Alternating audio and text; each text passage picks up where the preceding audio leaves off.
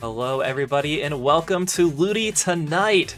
It is Friday, January 6, 2023, and we have our first quadruple header coming your way. We have Octos and Squids United versus Team Evil Frost starting off the night. We have Thembo IHOP and then Soy Soldiers in set 2, Cherry Limeade and Yumum in set 3, and Calamari Mariachis and Project Marigold capping off the night at 10:15 Eastern. Let's bring in our commentators for today. Weef and Phil, how are you guys? Take it away. I'm doing pretty good. It's a beautiful day in Splatsville. All the lights are up, all the music's playing, but LUTI doesn't stop for anything, and so we're gonna see some really cool matches tonight, ranging from lower level to all the way up to the high level. But this first match we've got is Octos and Squids United, hailing from OSU, Ohio State University, versus Team Evil Frost, which is gonna be exciting to see. Oh, hi, I'm Phil. Hi, this is my first time. I'm very excited. I'm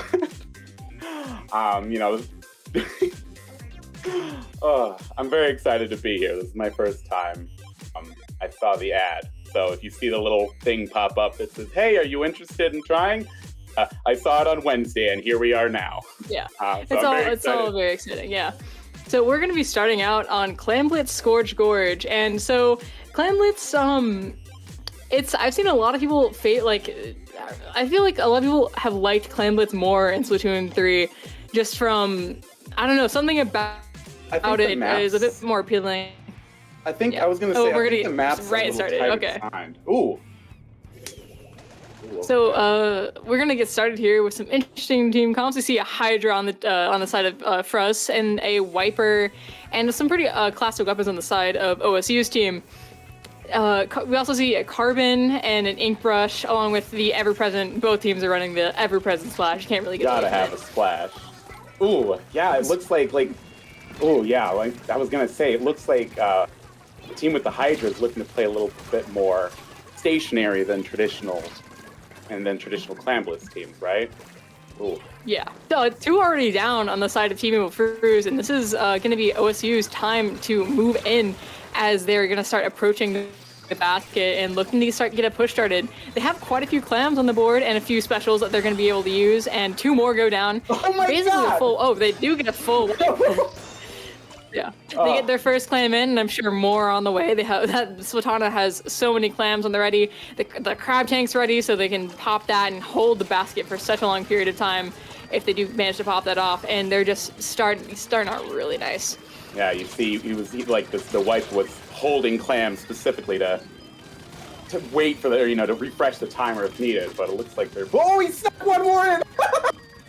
Yeah, no, the push is looking to wind down a little bit. But with the basket closing right here, but it's gonna take a lot for Team Evil Frost to get back into mid. They pick up that Pity Clam, which is a move that you don't see very often. Yeah. I mean, they're ready. They're looking to go. Oh yeah, they're really wanting to go, but they don't quite have the mid control for it yet. And as they rush into mid, they do get a few taken out there.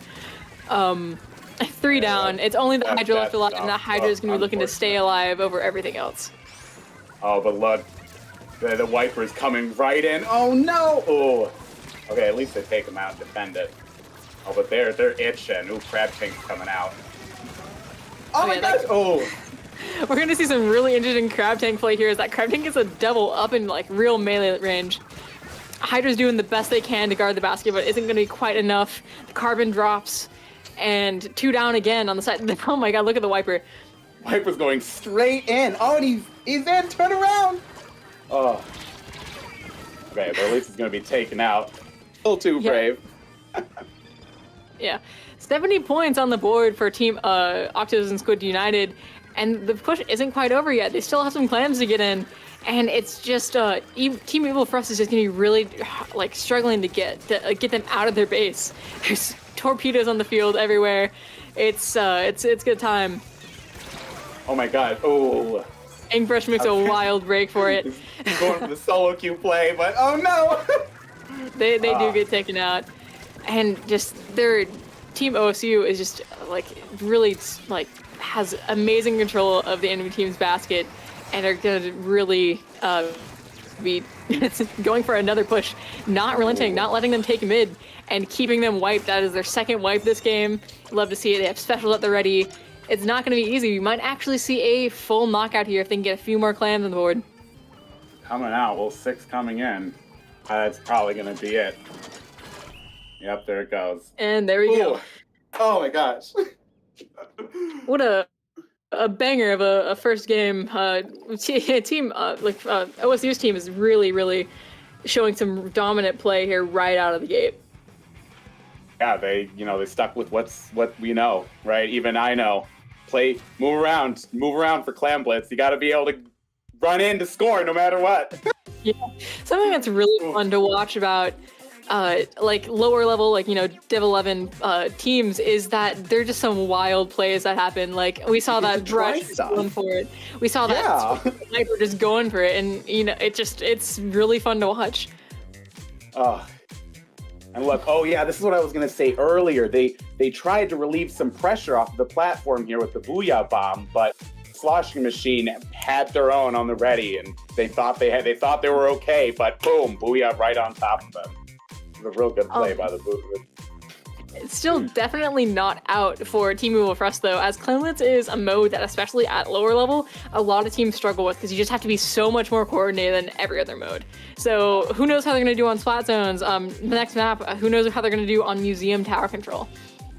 This is a map that's pretty well balanced that a lot of teams really like, and so we'll see if Team Evil for us is going to be able to take it back.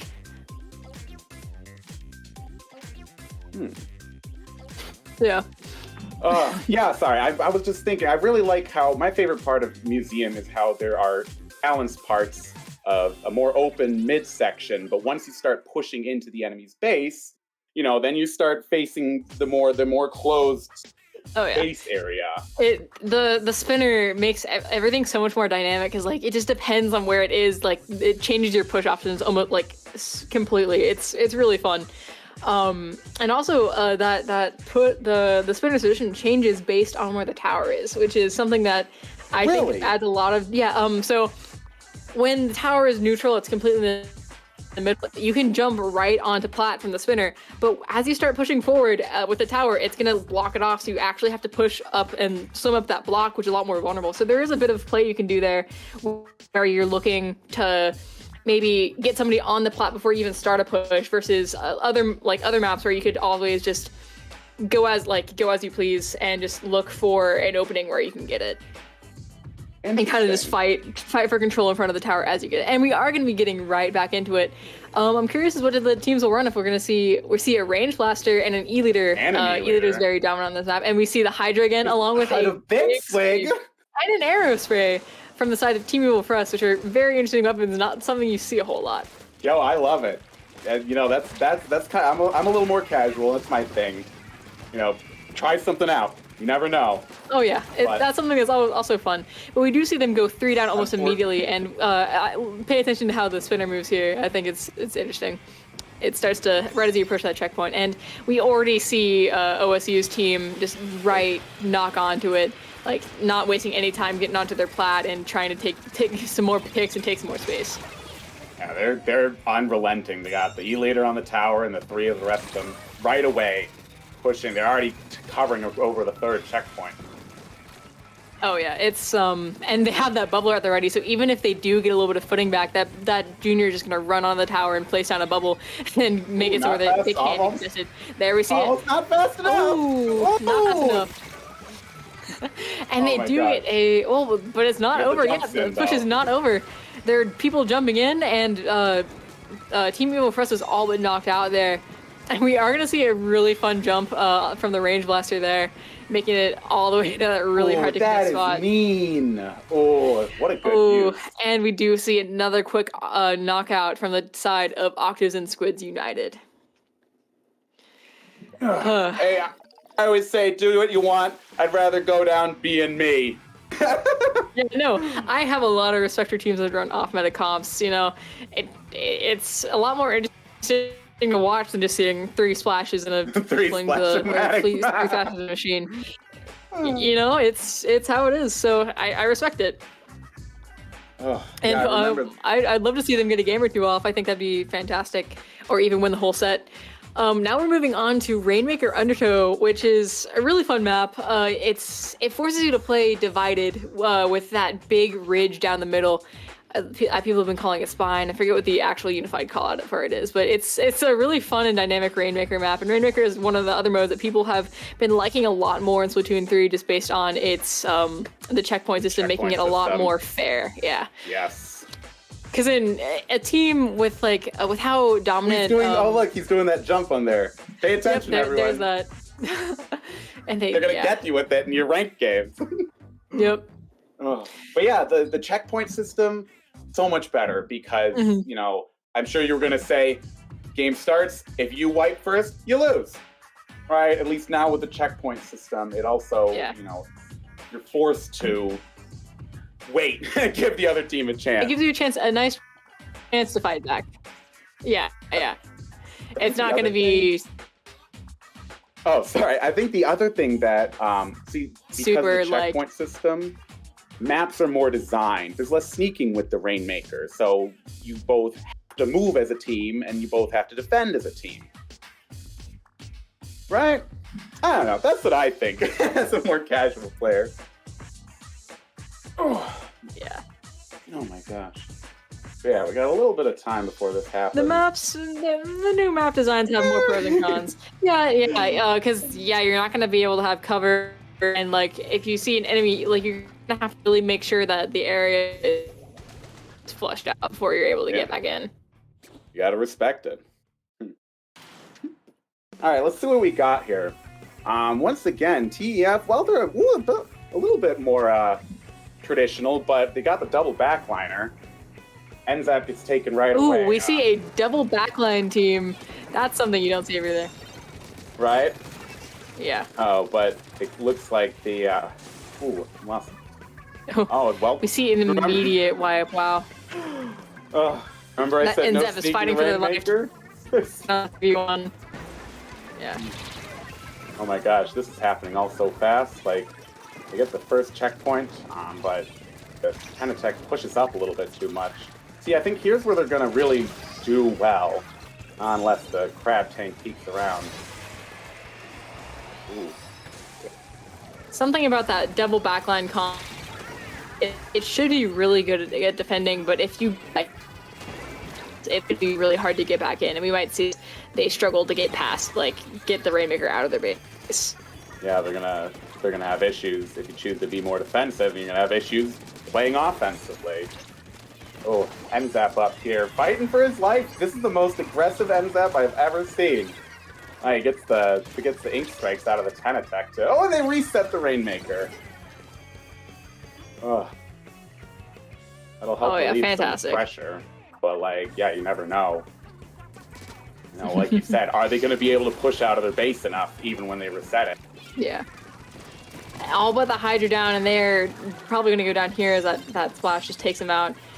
It's not looking fantastic for them, but if they do get the chance to get back in, that E-Liter paired with that Hydra are going to be able to lock it out if they are able to push up. This map is like most maps. This map is so open that it's just really dominant. But we are going to see them approaching the basket, but the E-Liter gets the shot. There's no way. E-Liter saves the day. But there are still people in the base, and it is a 2v4. But we're going to see two jumps in, and they take it, and they dunk it. Great shot. Oh well. Yeah, game 3 goes. Yeah, game 3 goes to OSU. Now, these are out of 9? Sorry, I know very little, and people said don't look up anything.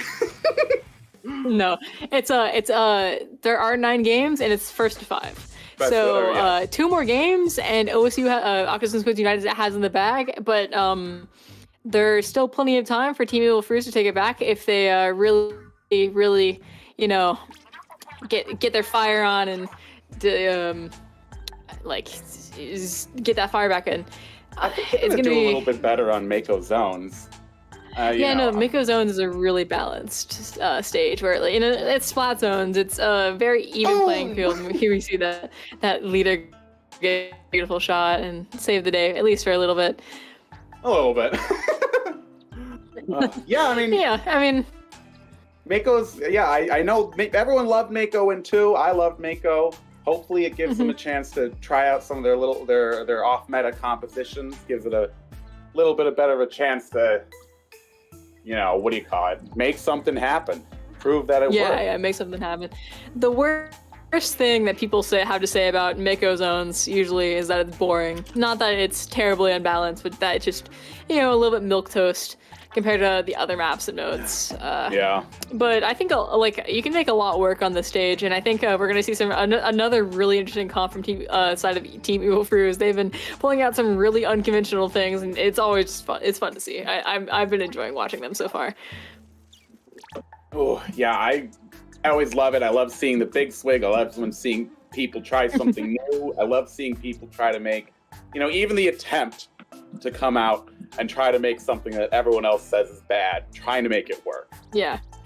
There's a lot that goes into it, and it's you never know what could actually be the new meta if things start happening. You never know until you try. Yeah. Well, the meta exists because people found it, Anyway, here we go. All right, we got it going. We're back into it. All right, let's see what we'll see. Here. We see the Wiper come back out and the ever-present E-Leader. And we see double Aerospray comp from the double Aerospray, okay. So last round they opted to run 2 backlines, the E-Leader and the Hydra, and they saw that didn't work, and so they said, now, okay, let's just run 2 backline, no Aerospray, run back. And we do see 3 of them go down, and Team Octas and Squids United, the side of Octas and Squids United does get the wipe. Oh my gosh, and Octas and Squids are unrelenting. They don't even wait. They're already crunching in on their spawn. I love the tenacity from Team Evil Fruits as they just run back in, just try to take any control that they can. No hesitation at all. Yeah, they got a bit of a stagger going on here now. Oh yeah. Hopefully they'll. That leader is in such a strong spot that it's going to be very hard for them to go again, but they definitely do have the shot as they just keep rushing. And that Carbon, I believe, got 2 down right there. Ooh, did he? All right. See, now they got the pick. They're coming in. We got the but there's 10 seconds on the clock. The Booyah Bomb does come out. Yeah, unfortunately, and Game 4 goes to Octas and Squids United. Yeah, no.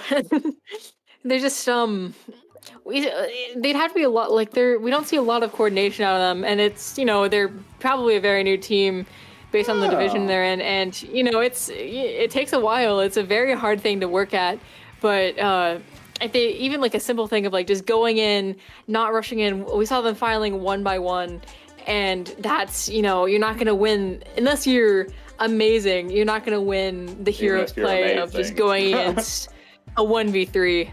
But I do 100% respect the tenacity from them. They have not given up. They're fighting till the end. And as we go into a game 5, we'll see if they can take it back. Oh yeah. So we got a game 5 on Clamblitz Brinewater. I'm very what are they gonna bring out? Oh yeah. Well, I've loved the most exciting thing has definitely been seeing what they decided to bring, because it's just they'll run whatever. I think though they read they smell it on the wind, and then they're read it in the stars, whatever they're gonna run. That's the thing. Brinewater, I would say, I don't know. Brinewater feels completely unlike any other map in the game. It's just so small. So it's so small, and it's different. It's something new. It's a new map.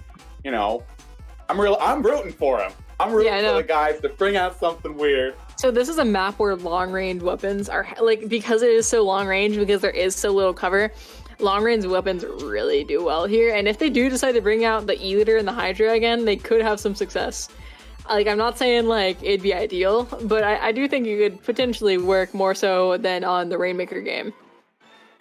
Yeah. If they get that lockout on the basket, you're not going to get back in super easily if there's a Hydra and an E-Leader watching you. But you rush up on them, they pop double special. Oh god, yeah. Oh. So yeah, definitely gonna be exciting to see what they run as we get right back into it. Ooh, here we go. We see a pretty similar comp. We do see the Nautilus. That's something you don't see too often. And standard comp, they do decide to bring the Hydra. Very wise choice from Team Evil Fruits. So, yeah, Nautilus is a weapon that was super powerful in Splatoon 2, but its kit was not exactly ideal, and so you don't see it very often, but the main weapon is still super solid. Oh. And 3-0 it out immediately, and we're gonna see probably them take the basket, and they're throwing clams to each other. Just getting ready for this to be a really big push here, is what I predict. Slim goes right in, he's tackling 1v4, buying time.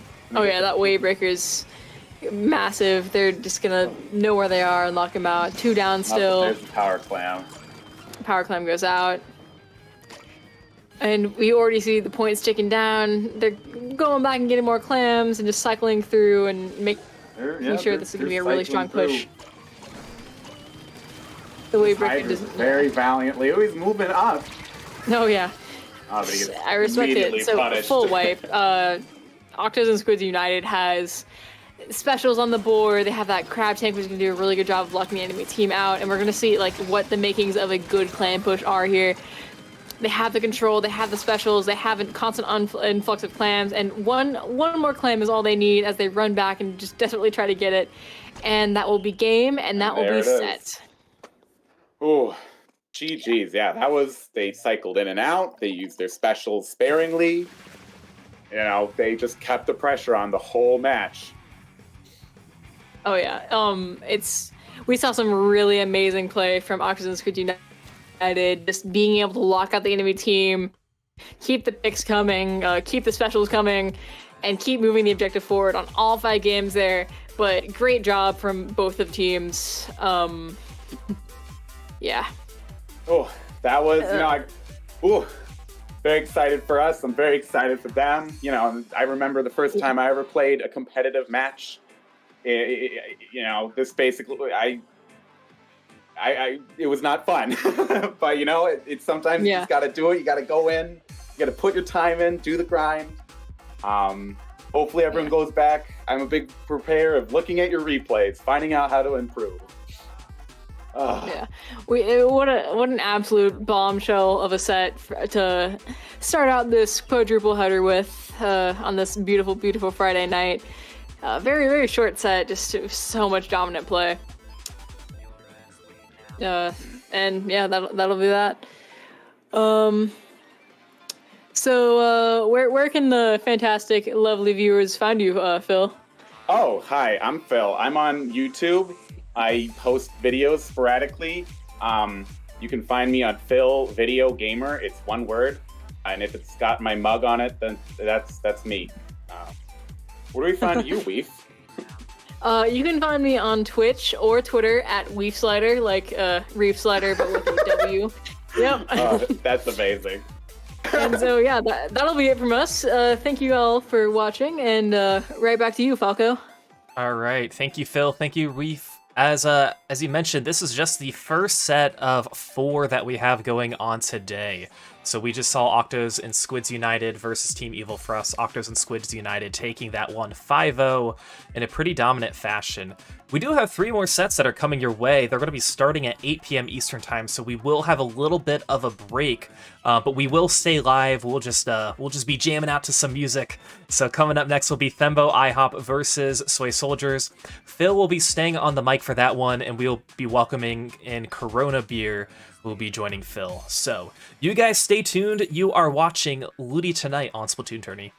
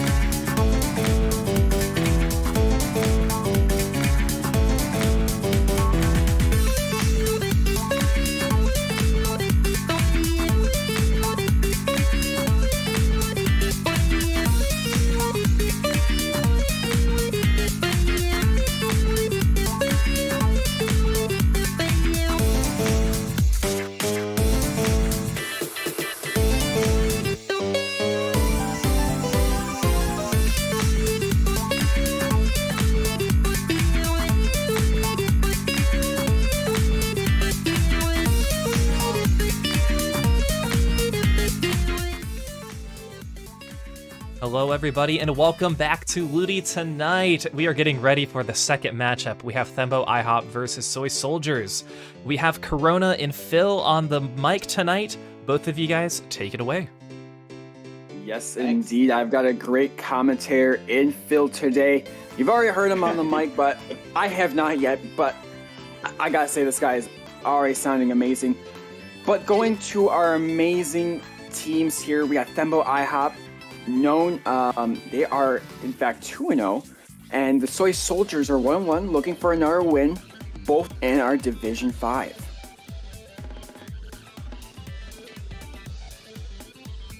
So, just taking a look at these teams, I mean, we're pretty familiar with Thembo IHOP here. Soy Soldiers, I personally, I'm not sure about Phil, but I've personally not heard of this team, so I'm ready to look and see, why they are here in Division 5.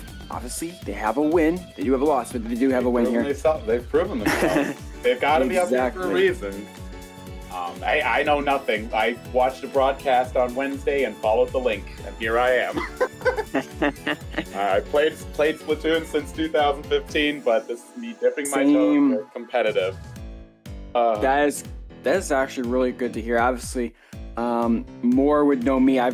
Since I've have a crazy little schedule here and there.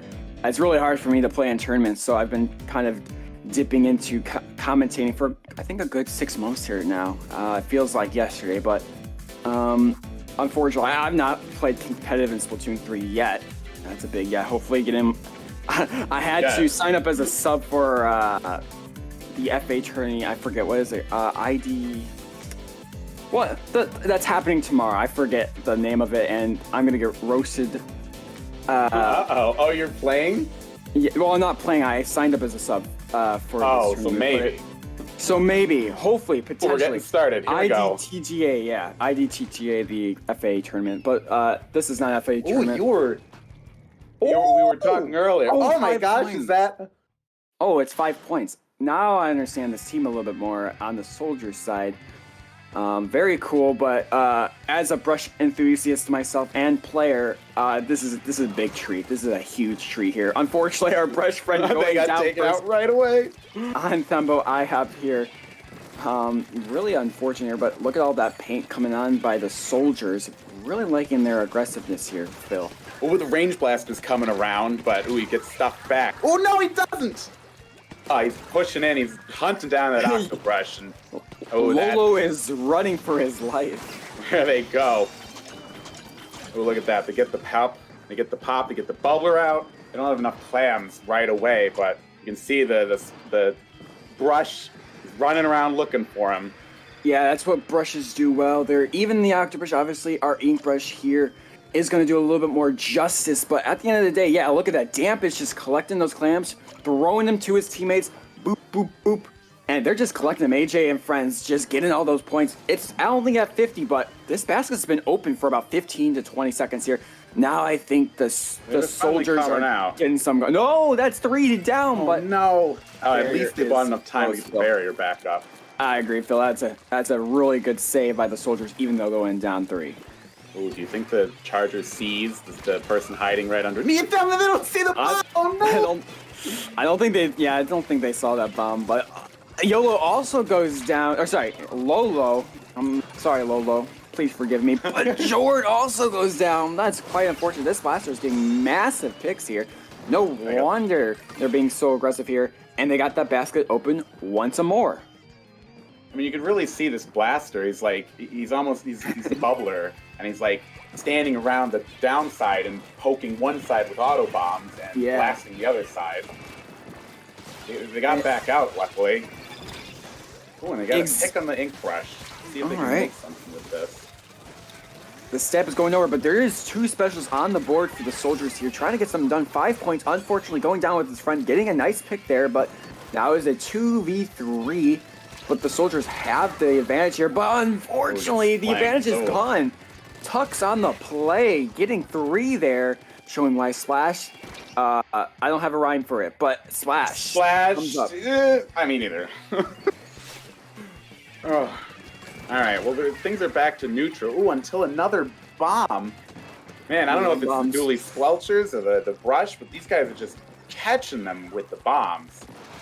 Octobrush does have suction bombs, so that would be our Dewey Squelcher there.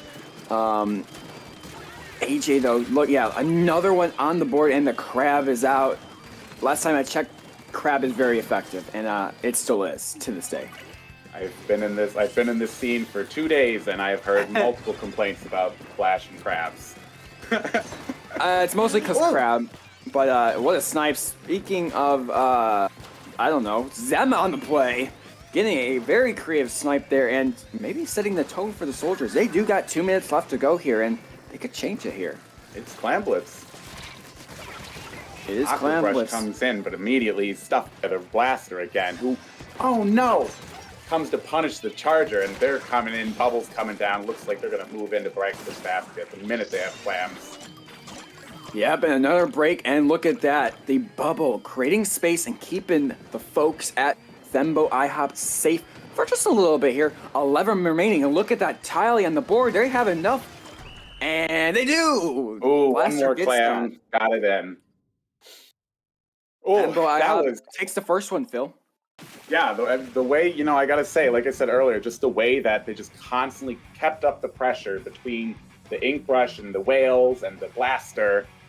The minute they got an opening, IHOP just crunches in upon the soldiers.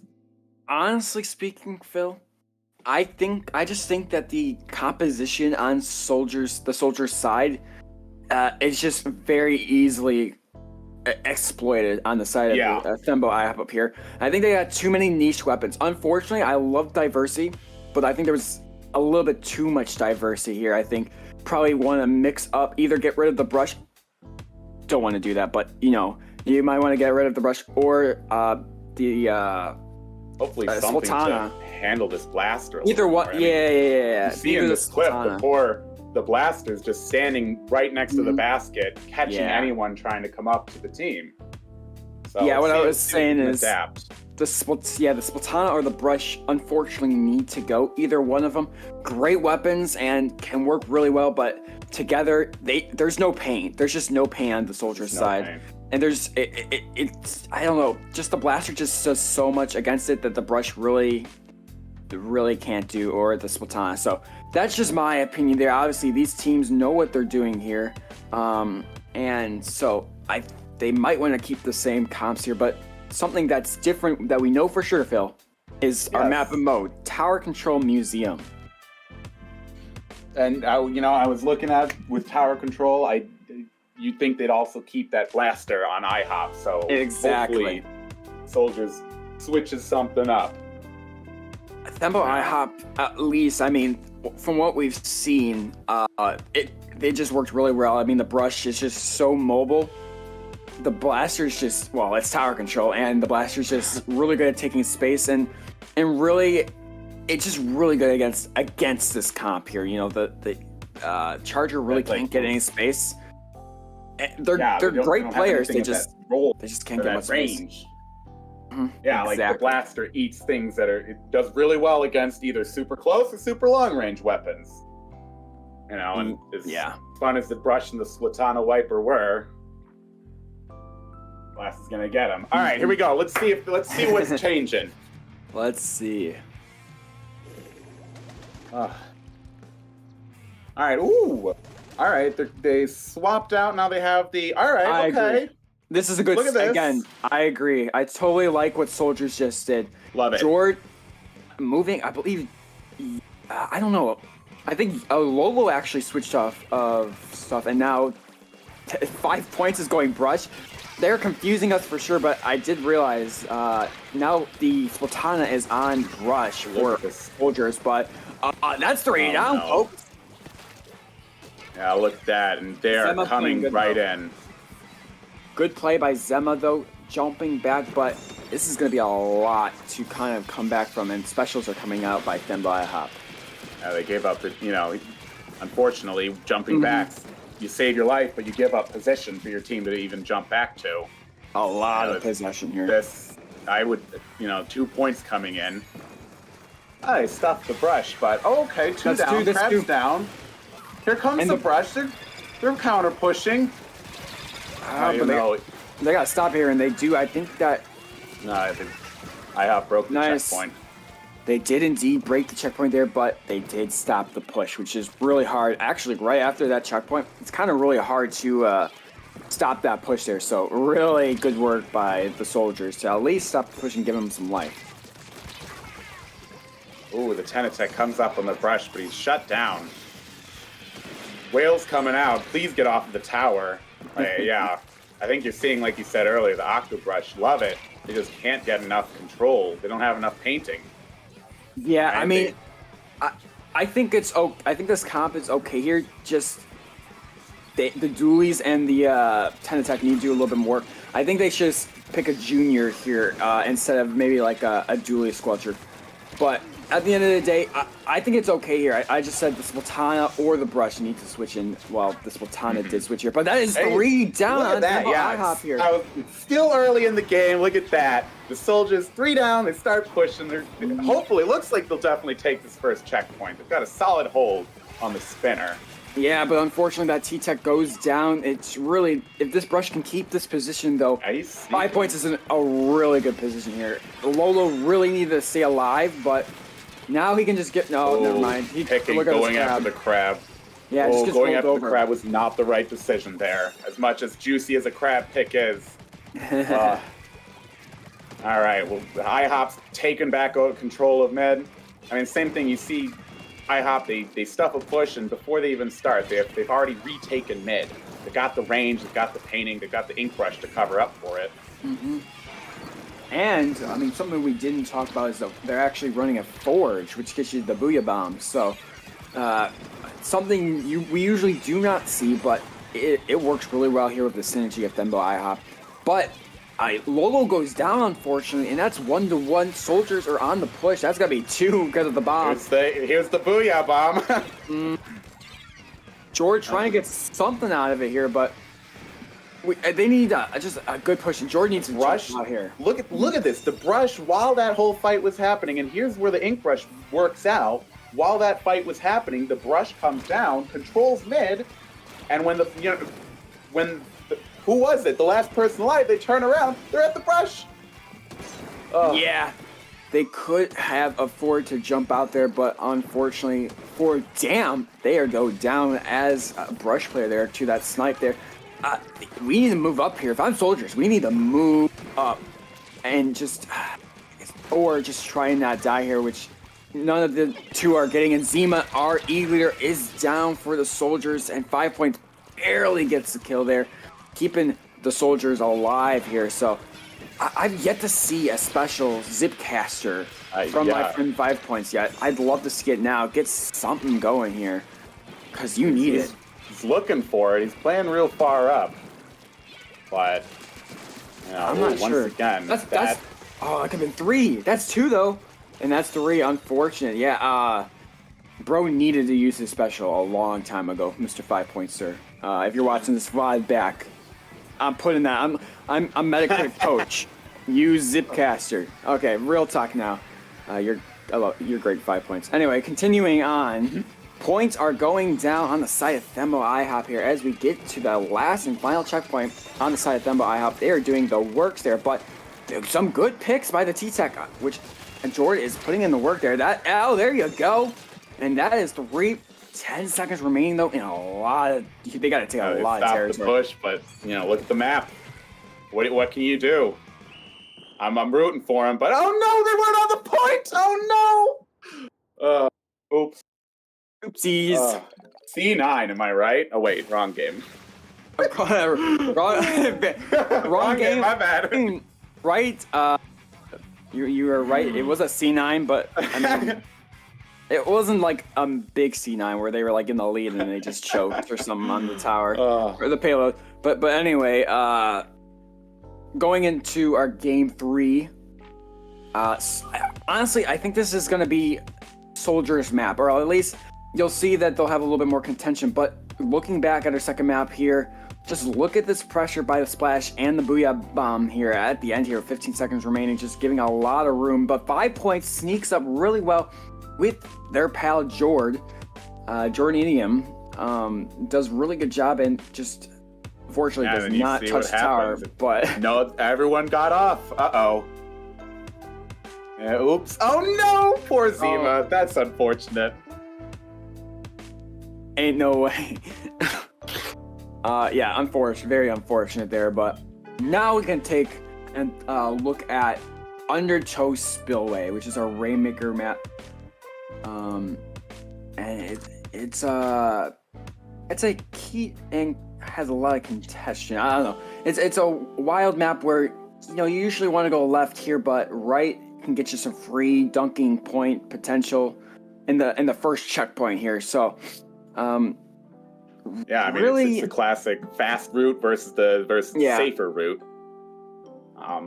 Yeah, I mean, again, the fast route maybe for checkpoint. Checkpoint is always important. Obviously, sometimes you want to sacrifice a few lives for that checkpoint, but sometimes slow push. Splatoon 2, at least without the checkpoints, a slow push is always usually a better push here. It gives a little bit more. What is my word in here? It gives a little bit more stuff. There you go. I don't know what I was trying to say, but anyway. Here we go. Speaking Okay, of I've got stuff- the dapples. What is happening? Actually, I like it. I love it. I'm a fan of. I'm a fan of it because Lolo is playing. They had a zap in the first round, and it was really. I don't know how good it was, but it was a part of the team, and so this Dapple Duel is something. It has the same special. It has beacons for support, and Great for Rainmaker when you have. and it to has a lot. constantly moving Yeah, up. and it has a lot of pain. But what it doesn't have is It doesn't have range. It doesn't have range for that end zap, which they are going end zap actually on the site of Dembo IHOP here, so a little different. If I was Dembo IHOP, I could do the funny with that ink brush and get that Rainmaker if they kept it there for a little while, but Well, hey, look at this. Remember what you said? You want them to move up. They stuffed a push. They moved up. They took control of mid. I saw they sent someone back to pop the Rainmaker, but I don't know what's happening with that yet. it has reset. They got lucky. Jordanium having to back up there, almost getting annihilated there by the wave of crashing waves, but unfortunately AJ on the play doing what they do best there. But Oh my gosh! Look at that! While we're looking, now that's when it works. All right, here we go. Now I'm super hyped. They take the lead. They're gonna get the checkpoint. They're in a great position here. But Zema is not. Unfortunately, I think they're alive. Are they alive? Where is Zema? Zema is. I don't know where they are, but they are out of nowhere. But it's the uses the Zip zip caster. He did! No, the bomb! Oh my gosh. Okay, well that's unfortunate. Big wipe, but we've got Zema back here. Hopefully the Dapple Doolies kept some. Oh nope, Zema goes down. Well, that's what the beacons are for. Yeah. Look, the Octobrush comes in on a beacon. Oh, Yeah. very exciting. Very They're good. coming indeed. back. Here, 1v4. I don't think they're gonna win that. We've all won one. They're what probably they're gonna not get the winning. checkpoint off that. Yeah, what they're not winning is a 1v3. Jord though on the backside, trying to get some down. Lolo on the front side, getting annihilated by the barrier pop, and they get the lead here with that brush getting the pick there. And 3 down though. They should probably either rush this this last guy or get some paint on the ground. But look at how much paint is in soldiers like in their base kind of area. Their side of the map, I should say. There's a lot of yellow here, and that's a death. Oh no. Got a little bit too greedy. We've all tried to make that jump. But that's okay. Game's not over. It's Rainmaker. Now that both checkpoints are broken, it's basically Splatoon 2. All right, let's see if they, like you said, let's see if they can make a slow push happen. Exactly here, and soldiers. I think I've been saying it since game 1. They gotta be a little bit more aggressive here and play more as a team. This brush is just sitting there on. Oh, never mind. Ooh. There you go. Don't need to play as a team when you got a crazy snipe there. Zima on the play, doing what they do best, and I think we got another Zipcaster from our buddy 5 points, which is what we love to see. A little bit of special usage there. Unfortunately, I don't think getting anything, but pops a wave crash. As you can see, no specials remaining on Thembo IHOP's side. If they can get something going here on the Soldiers' side, they are free to go here. But bombs everywhere, putting so much pressure and no lead there. What a mess back there. Yeah, that was... Oh my gosh. Looks like they're popped. They're going to let it wait and reset, which is a good idea because, you know, you want to, like we've been saying, you want to take control of mid before you start trying to make a push. But Indeed. Soldiers are doing a pretty good job of holding them back. Yeah, not enough here to get the lead, though. Great pop. Ooh, look at that bubbler for the pop defense. 5 points on the play. Let's see. I'm not sure if we can see it, but they get picked off there, unfortunately. And that was crucial. If they could have gotten something out of that right there with that Zipcaster, and, you know, it would have been a lot easier. Again, Zipcaster is mostly seen, at least for me, as a huge risk, high risk, high reward kind of situation. And the risk went away with 5 points, unfortunately, there. So Zipcaster did not work, but we've got 20 seconds remaining here, and something's needing to get done. 5 points needs to find something here. Not sure. Yeah. What was IHOP is just happily standing back and waiting. They don't need to win anymore. They just need to not lose. Yeah. Right? Soldiers are gonna have to pick it up now or never. And like the song there, folks. But they get on a break. Oh wait, they're sneaking through. They got the blaster. Let's see what's happening here. Unfortunate. The Dapples go down, and Zemma's getting attacked. But if Jordan can get this pick here, this is over, folks. He doesn't need to get the... Oh, never mind. They're in a corner. Yeah, Zemma is in a corner, unfortunately. In the corner. I thought it was... That was a valiant attempt. Oh, love it. But like I said, you know, IHOP, they were just content to just sit back, wait. You know, they had no reason to risk anything. They waited for the opportune moment. Obviously, if you're just joining us here, it is 3-0 Thembo IHOP, but that does not mean Soldiers are terrible by any means. They are in these matches. They are fighting back. Yeah, set only by 7 points there, but again, that overtime was really scary. As we're going to look at this overtime once more, Zemma just doing their best. They actually are a god tier Rainmaker carrier. I give him the seal of approval for that, but unfortunately not God Gamer enough to get the lead there, but they had a lot of pressure that unfortunately Jord and the team surrounding Zemma could not fully get there, unfortunately. There's a lot of targets, so. They stayed alive for a long time, look at that. Mm-hmm. Yeah. Like, the constant barrage between the Rainmaker carrier and the person defending them, that was with some jukes. Oh. Speaking of a good brush map, in my opinion, but people could say otherwise, I think Makamar is an amazing Octobrush map and Ink Brush map alike.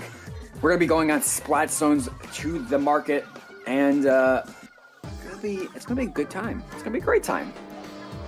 Yeah, let's see, you know, especially, you know, if they're going to have this Octobrush, 5 points in the Octobrush, Makamart has a lot of great places for that Zipcaster. I mean, yeah, it's kind of open, but there's a lot of walls you can grab onto. So let's see. You know, like you said. But you know, on the other side, there's lots of place behind spawn for an ink brush to build up a free whale. Yep. You know, this is gonna be exciting. They're fighting back. I'm excited. Yeah, and mostly, honestly, like wall-wise, he can just sit on stack. Stack is very important, and with Splatstones especially there. So if an Octobrush comes out of nowhere and stack, it's kind of over for you, so to speak. Unless you 180, 360 no scope with a blaster. I mean, you could do that. Yeah, we haven't seen Octobrush could do that, but we haven't seen any charges from IHOP, have we? No, we have not. They are playing mostly midline comp, and will continue to do so. Just like that. That's a new way of the French word. That's the French word, brush. With ink mine and stamp, by the way. Oh my gosh, it is. Ooh, very exciting. I mean, you know, let's see what they're doing. Ooh! Oh, that is 2 down, I think, by a bomb there, and 5 points is bringing back that Splatana back, which I think is a good pick. And there's a trade there. Soldiers come out swinging like a Splatana. What a great simile. What a great simile, guys. The early play gets them the point. You see the Splatana, he's hanging out behind Stack, but unfortunately the Crab Tank's protected from the front. Exactly, Ooh, but that is going to be juice. 2 down. And there's the swing and a hit, and then another miss there. And now they're going to get this zone back on the side of Soldiers, so very good for them. And Tuxedo gets their position away. Sneaking back there, but they found him. They're trying to scare him off. As an Octopus player here, we've not seen it much, but we have seen the snipe by Zima. What a play there. But the Zipcaster is out on the side of, I believe it's Lolo actually now. 5 points going on to the Splatana. So really good plays, and Zima is just doing some great bomb control there. But look at that blaster. They're controlling Stack. They know. You get that ink brush. You get that Octobrush, that Splatana. Oh, it's a hammer throw! Holy cow! What a play, and yeah, that might, honestly speaking, that's a big sealer there. Is it the biggest sealer, That might be it, yeah. It would be the biggest if they can, but here comes the hammer. Here comes everything. 1 down, 2 snap. down, 3 One down, that's a huge turnaround. All That's right. a wipe. That might be a wipe, guys. I'm kind of concerned about the Soldier's ability with this composition to be able to push back in. Because they have a snipe, a charger, it's going to be a little bit easier here. And if they can come as a group, look at that. 3 specials from Soldiers, waiting on the last one here. But I think Lolo just needs to use it now. Come on. Now, there it is. Yeah, there you go. There's a trade. Zipcaster out. All the specials are out. Soldiers need to get something now because they just popped everything. We got the ink back coming in. They stopped the cap, but is it enough? I don't think it's enough to completely stop it. That is unfortunate. They're gonna have they're gonna have one last chance there, but seeing as they used all their specials and we got ink mines in the zone and 2 are down, it's gonna be quite unfortunate there. Look at that. Oh, what a solid hold, but that's how Splat Zones is. Sometimes you think you hold it, but then the other team holds it harder. Yeah, that was very exciting. I'm very happy to see the brush and the Splatana accomplish something, even if it didn't ultimately cinch the match for them. It's very exciting to see stuff like that, especially in such a high division. What are we, Div 5? Div 5? Div 5 is pretty middle of the run, technically speaking. Div 5 through 11 is considered low level, eligible for events. Oceano as like low ink, as well as minnow cup, etc. for lower level teams, and then mid levels kind of otherwise. But that is a wipe. That's plain and simple. That's a wipe by our friends at Thimbo IHOP. What a play! The hammer comes through, takes them out. They waited.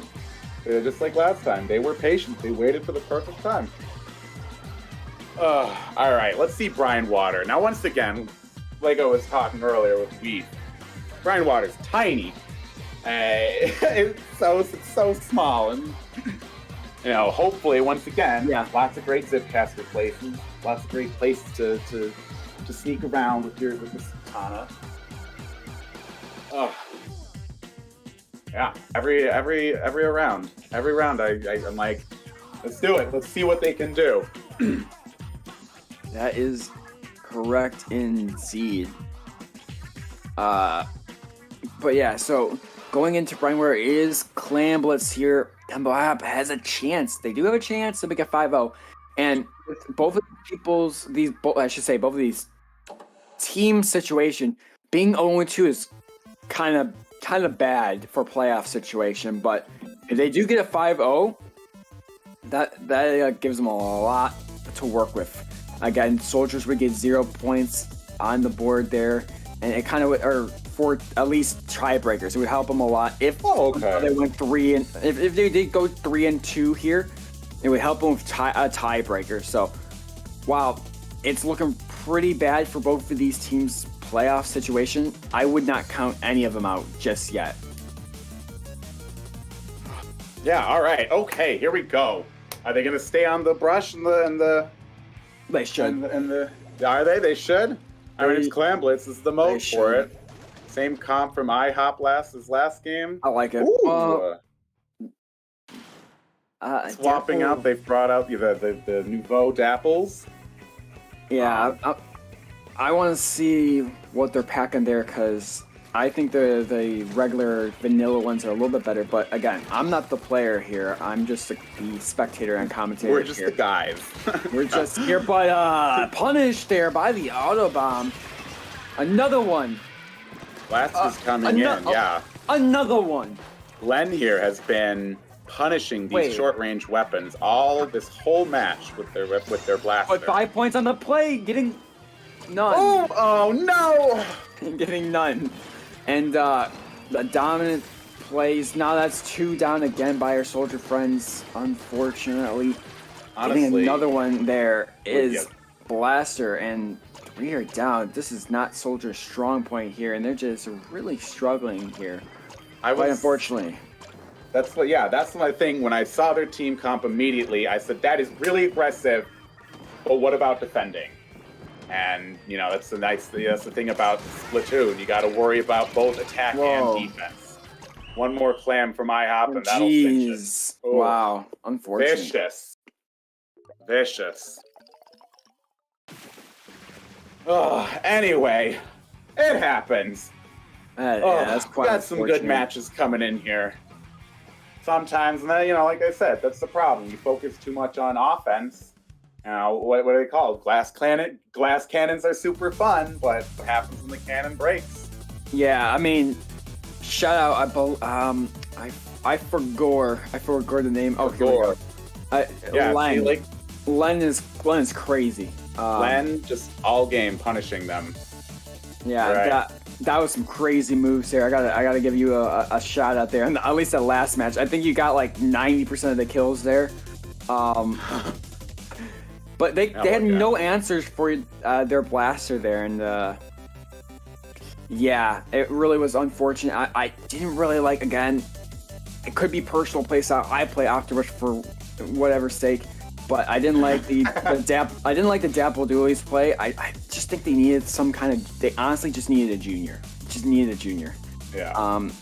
Because Dapples is all right, but again, you kind of need some kind of you already kind of need like some kind of strength there and some paint there. You need paint and then some aggressive, where you could say that the Octobrush is your aggression and your junior would be your paint. Support the ink backline, midline. But they really didn't have any paint, where Splash could still could be considered paint. But at the end of the day, unfortunately for our soldier friends, it is a 5-0, not in their favor, but Thembo IHOP is getting the W here today. But Phil, I must ask, where can we find you? Who, me? Yeah, you have a YouTube, right? Hi, yeah, I'm new. I'm really new to everything. I post on YouTube when I feel like it. Right. Under Phil Video Gamer. It's all one word, except for the Phil is different.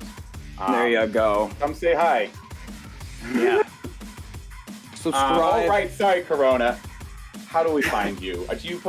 Me? Where are you online?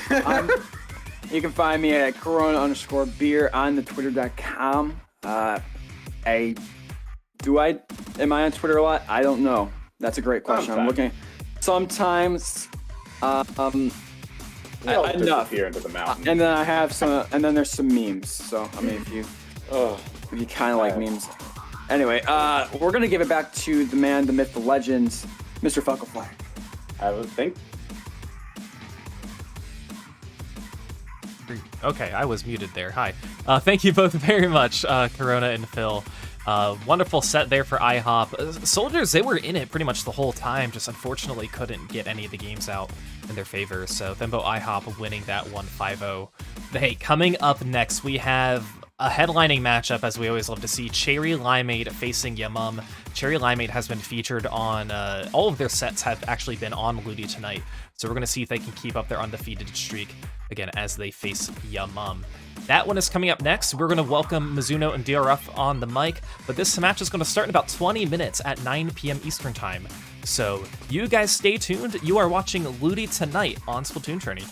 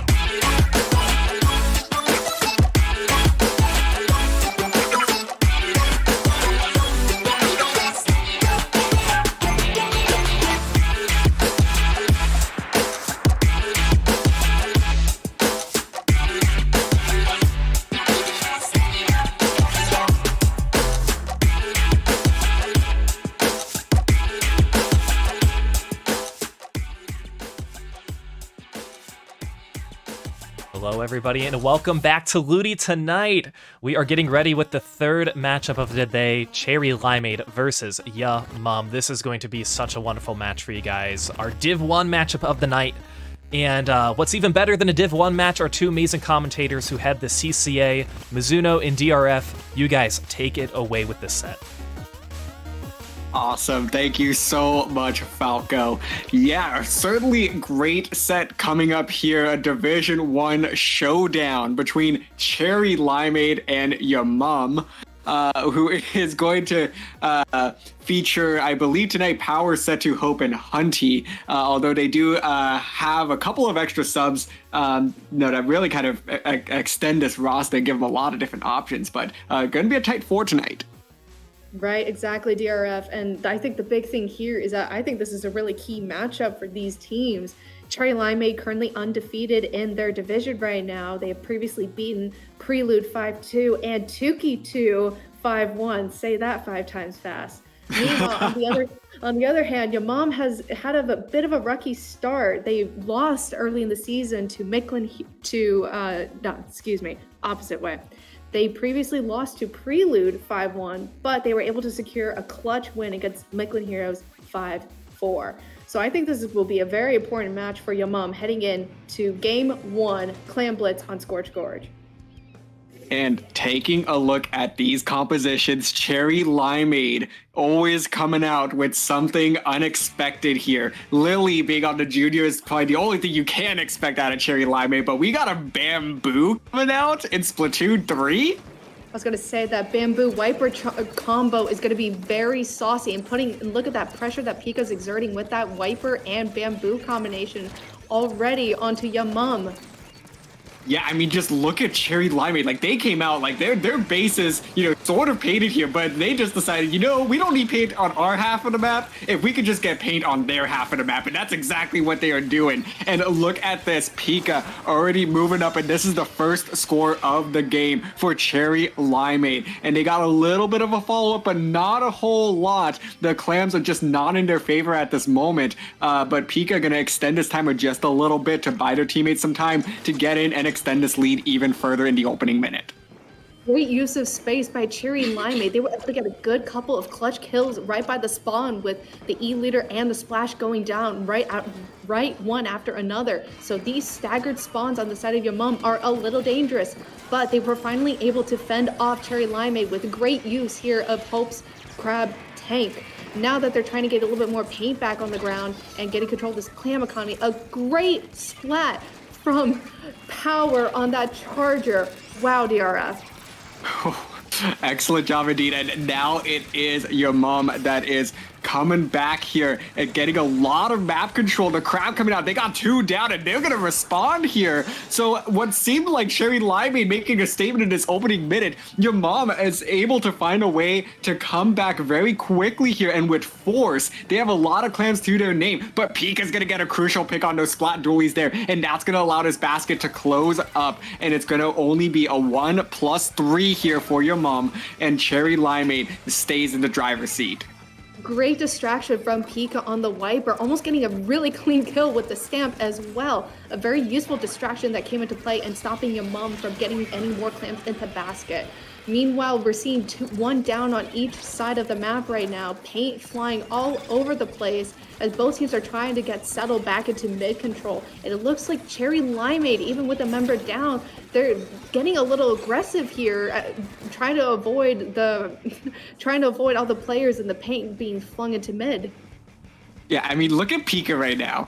Pika is just having a ball, dodging left and right here, just avoiding the members of Ya Mom. It's going to take 3 people there to direct their focus onto them, to shut them down. And now, finally, though, Setu is going to give them a little taste of their own medicine here, popping the crab tank in their base, able to pick 1 and make that 2. Can they get the 3rd? Shiny's the last one standing for Cherry Limeade. And here comes the first power clam, a jump with the 2nd, a little bit away from the basket, but they will get in there, and that's going to be the lead with that 3rd power clam as well. So Ya Mom coming back with a vengeance here with 2 minutes to go. It feels like this has been going on for ages, though. And look at your mom. They were actually able to tackle Pika's flank there. That is a huge moment for them. And now that this push can be sustained, not with the additional crab tanks that Hope was flinging and Setu's initial push. I mean, this was a great comeback here from your mom, and they are sitting very pretty here as they're trying to push back Cherry Limeade from getting back mid control. Yeah, and Power with another pick there. And this is just falling apart bit by bit for Cherry Limeade as they had a commanding control of this game for about 3 minutes here. And now your mom is just having everything go their way at this point. A lot of clams to their name as well, eagerly trying to build up some of these specials, able to find 3 picks. It's just the Wiper that is left, and the Wiper, I might be playing from behind them right now, but it's not going to be enough as they have enough clams to really bring this close to a knockout, possibly even secured. They can find a couple more, maybe get a lucky spawn as well, but Cherry Limeade gonna hold them off just long enough to buy themselves these last 30 seconds to get back this lead. I think the patience that your mom has exerted, even during their push there, just to get a few more clams in the basket to extend that deficit, really is going to play in a factor here as to whether or not Cherry Limeade is able to make this comeback here as we're heading closer and closer to overtime. We see the crab tank here. It looks like Hope on the crab tank trying to sort of, I think that's Pika over there, back down there, but they jump out at the nick of time. But meanwhile, there's only a few seconds left as the clock is winding down on Cherry Limeade's chance to make another push. And they only have 2 players to do it. Shiny on the bamboo has to lead this charge. Pika jumping in as well, but they have no support here and only 1 clam to their name, and they will get shut down. And this game is over as your mom will come from behind with an early deficit in this one to secure game number 1. And I mean, my goodness, I feel like given what we saw in those first 2 minutes there, this is almost an unexpected result. I absolutely agree. And I think that was big. I feel like your mom just kind of got shocked a bit because during the second half of that game, I can easily point out and notice the different adjustments that they have made whenever they were trying to make a push or whenever they were trying to defend the basket.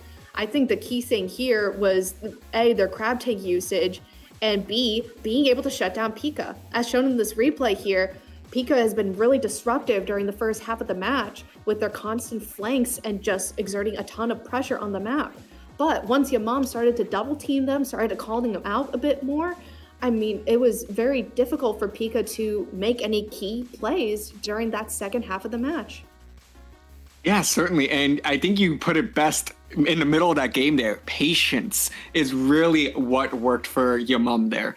They really just, they got shocked, I think, but they managed to slow things down a little bit, make those key minor adjustments that really flipped the tide of this match. And now they're up 1-0 on Cherry Limeade. It really was a tale of 2 halves in that game, where Cherry Limeade is so dominant. Your mom picking it up in the second half there, and now they have momentum going into game number 2, which will be tower control on Museum de Alfonsino. This one's going to be really, really interesting to me because I'm very curious how Pika's Wiper is going to be played out on this map. And I'm curious what adjustments Cherry Limeade will be potentially make to that. I'm curious if they will stick to it. Meanwhile, I think your mom, they have a very, it's not even the comp, it's just they have a clear understanding of what they need to do. So hopefully they don't repeat the same mistakes that they made at the start of game 1. And I think they got a handle on this. Yeah, and taking a look at these compositions here, a lot of the same. A key adjustment, though, Lily switching from that Vanilla Junior over to the Custom Junior now. That Wave Breaker definitely going to help them out a little bit, although they do get rid of the bubble, which, you know, for some teams is a key part of tower pushes. Lily saying, no, the Wave Breaker is really going to help us to help identify where some of these players are located and hopefully disrupt any of these sharks that kind of threw us off our game in the last one. Unfortunately, though, with Lily just being the last player alive in this initial start of the match, Set2 and Hope both on crab tanks online, putting up so much pressure. They are already on Cherry Limeade's plat, and Cherry Limeade is now cooped up on the top right, unable to move. I mean, GRF, look at how much orange there is on the field. This is disgusting. Orange is a fabulous color, so.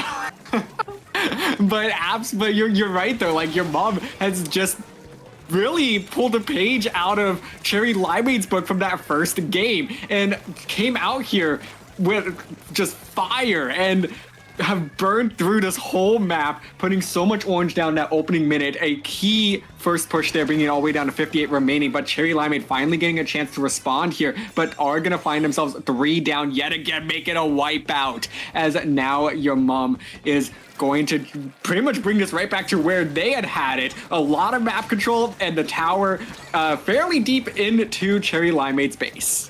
I was gonna say, Cherry Limeade, I felt like they jumped the gun a bit starting the tower push when they really didn't have a lot of map control and they had 1 to 2 members down. And I think that allowed Yamam now to quickly sweep the tower right away from them and continue their push as if they're already back on the second checkpoint here. But thankfully, Cherry Limeade was able to play that out a little bit more patiently this time. And now they have more players online taking advantage of a wipeout. And you can see now the color on the field has definitely turned to their favor. Yeah, it definitely a solid stop for them to build up some of these specials now. You know, continue to play it a little bit patient.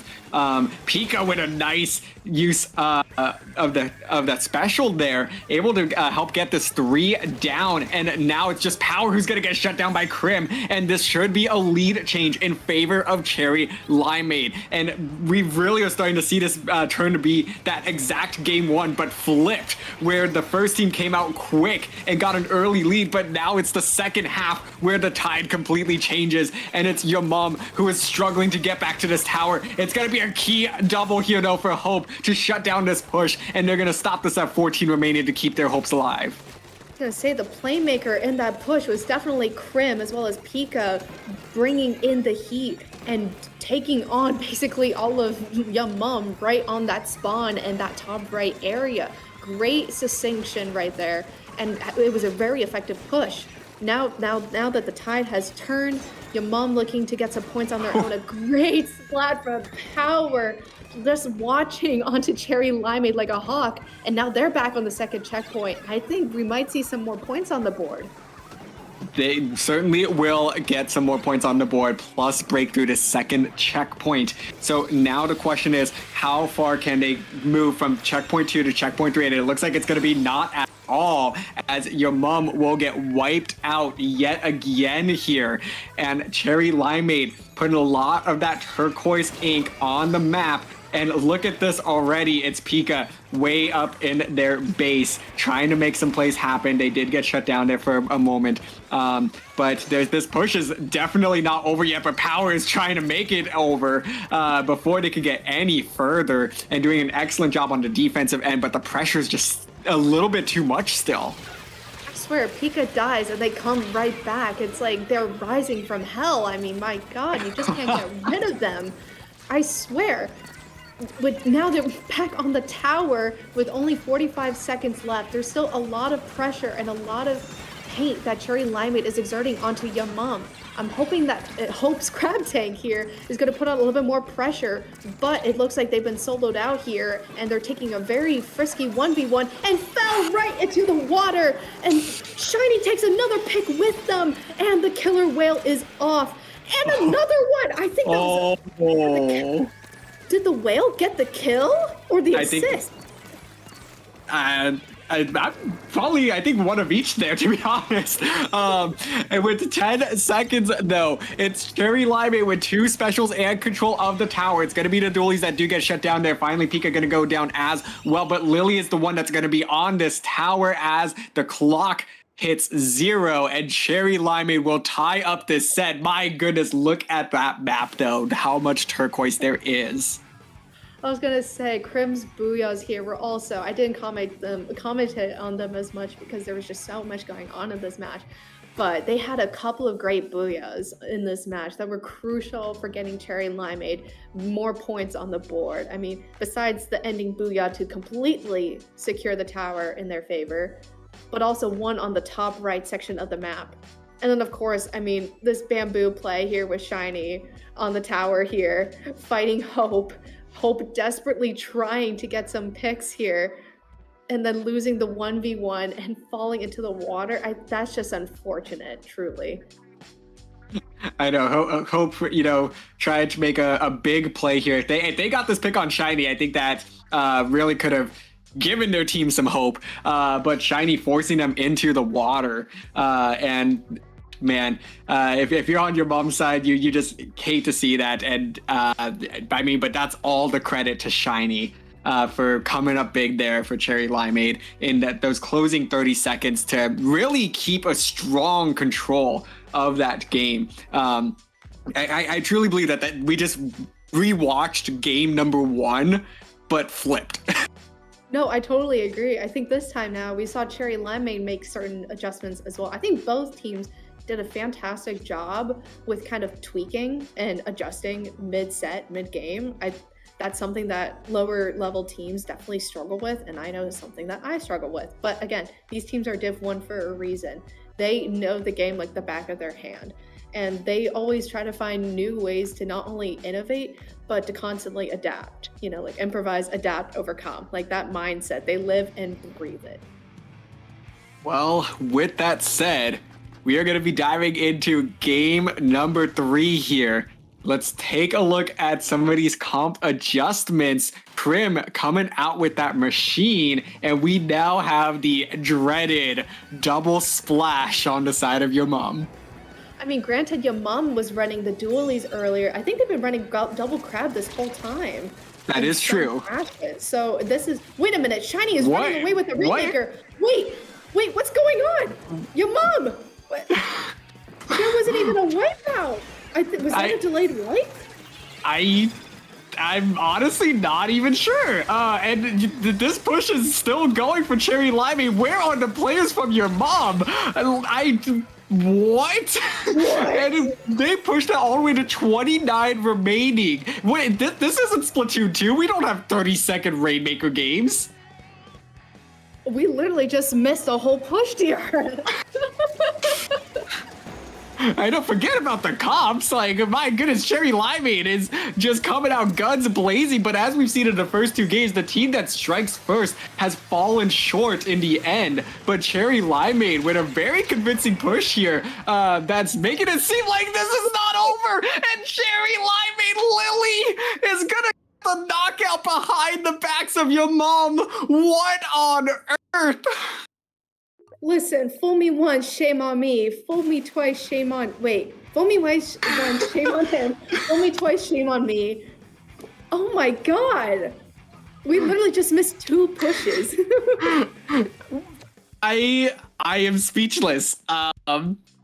No, listen. They did a great... No, this is Cherry Limeade. They played the distraction game. They were too distracted by certain moments, like a Booyah Bomb onto the crab tank, Crim putting pressure on this top right roof area. I think this is the key replay here that might show us where Lily... You see Lily in the back there sneaking in. And Hope... Oh, I see. I don't think anyone saw Lily sneak through because they were distracted by the Booyah. Oh. Wow. What a play there. I honestly, I don't think I've ever been so speechless in my commentary life by what just happened here with Cherry Limeade. 2 pushes there, just in quick succession. I mean, they just played that to perfection, and your mom really had no idea what hit them. Yeah, I think, again, it was a distraction game, and I think they completely missed Lily slipping in, because I think Lily went through, if I remember the map correctly, that top left checkpoint, like, and they might have hopped onto the grates, because I think you can hop on from there. And I mean, my god, these teams are ready to go. They're not giving us a second to breathe. We're already on to game number 4. On museum, not a museum. We just played that. Macomart. Yes, and it looks like your mom is going to go ahead and try to run it back with the same comp. They feel like they did not get a chance to truly flex the power of the double splash E-Leader T-Tech. Meanwhile, Cherry Limeade, a small pivot here for with bringing out that Tri-Slosh. I love this pick, but so far it's going to be a quick 3 down on the side of Cherry Limeade, and your mom is looking to get back some revenge here just a little bit for those quick pushes that were against them in Rainmaker. Right, I was gonna say your mom winning the crucial 1v1s like Setu against the splatter shot unsupported there. That was a crucial 1v1 to win, to keep their position and to get control of that zone right at the start. And now we're seeing a 2-down situation on both sides, but your mom with the crowd tank in the middle there on top of Stack, still control of the map, and they're able to get another kill and almost getting the try. But the try is finally finished off, so it's a 2-down staggered situation for Cherry Limeade as Setu charges forward and gets another kill. Shiny having to jump back as well. Setu's not done with this yet. Getting a trade with Krim, and that's going to be 3 down. Your mom is on a tear right now, and they are looking to secure their revenge. Lily going to try to make one last-ditch effort here, but it's not going to be enough. Your mom responds just as quickly here in game number 4 and tying up this set once again. Setu was the playmaker here multiple times. They got some very crucial 1v1s, and I think even a 1v2 at one point heading into that kind of that bottom right court right outside of like right stack. That was an incredible push there and great positioning because they were also supported by power on that right stack. I mean, everything just kind of fell into place here for your mom and just positioning, winning those crucial 1v1s. I mean, that was just a great way to respond. I mean, that Rainmaker game did not deter them whatsoever. It really didn't. They really used it as fuel, actually, saying, okay, you got us, but you haven't really seen our true power yet. And they flexed that here with such a dominant 100-0 push on splat zones. And I mean, what a weird, bizarre set that we are in the middle of here, because game 1 and 2 were mirrors of each other. And now we have game 3 and 4, which are also mirrors of each other. So who knows what's even going to happen here, as these teams have made great adjustments, playing each other's game a little bit and having to continue to almost innovate mid-set here to try to best their opponent. Looking at game 5, Clamblitz, Brindwater Springs, these teams are really trying to speedrun a 9-game set with how fast they're getting ready and constantly changing strategies as well. Wow. Okay, Mizuno, take a look at these comps. What are you noticing? Krim on the Gal instead of the Pro or the Sloshy Machine. I really like that a lot. Pika back on that Wiper. Lily on the Junior as usual. And your mom sticking to this triple gun set, but this time Hunty opting to go with the Gal instead of the splatter shot. And my god, Cherry Limeade is on a tear. They have 2 down, make that 3 down. I think this is almost a staggered wipe, and the ball is already in the basket. They just surge forward without hesitation here and completely taking control of your mom's spawn. Yeah, and they are not done with this push yet. They have these clams staggered, coming in slowly, able to bring this all the way down to 41, but losing 2 of their members. This push might just be about done, but no, Lily's not done yet, as they managed to get in 2 more clams. Finally, I think this push might just be over, unless there's any sort of clams coming out of nowhere here. I mean, I don't know where clams are going to be coming from at this point with these 2 teams, but gonna get that shut down there. 35 remaining, an excellent push, and very reminiscent of that game number 1 once again, where Cherry Limeade had a quick 1-minute start there, but your mom came back last time. Can they do it again? Right, and this is Clamblitz too, to point that out as well. Very reflective of game 1. We already see here Power and Hunty, or is that, no wait, Pika is back in your mom's spawn. I got confused by the map orientation for a second there. But I mean, right there in that moment, Pika continues to be incredibly disruptive, even in this type of map where it's really difficult to just flank here if you want to get to your opponent's spawn. So I mean, Pika continuing to be a playmaker and constantly drive different moments for Cherry Limeade is going to be crucial here.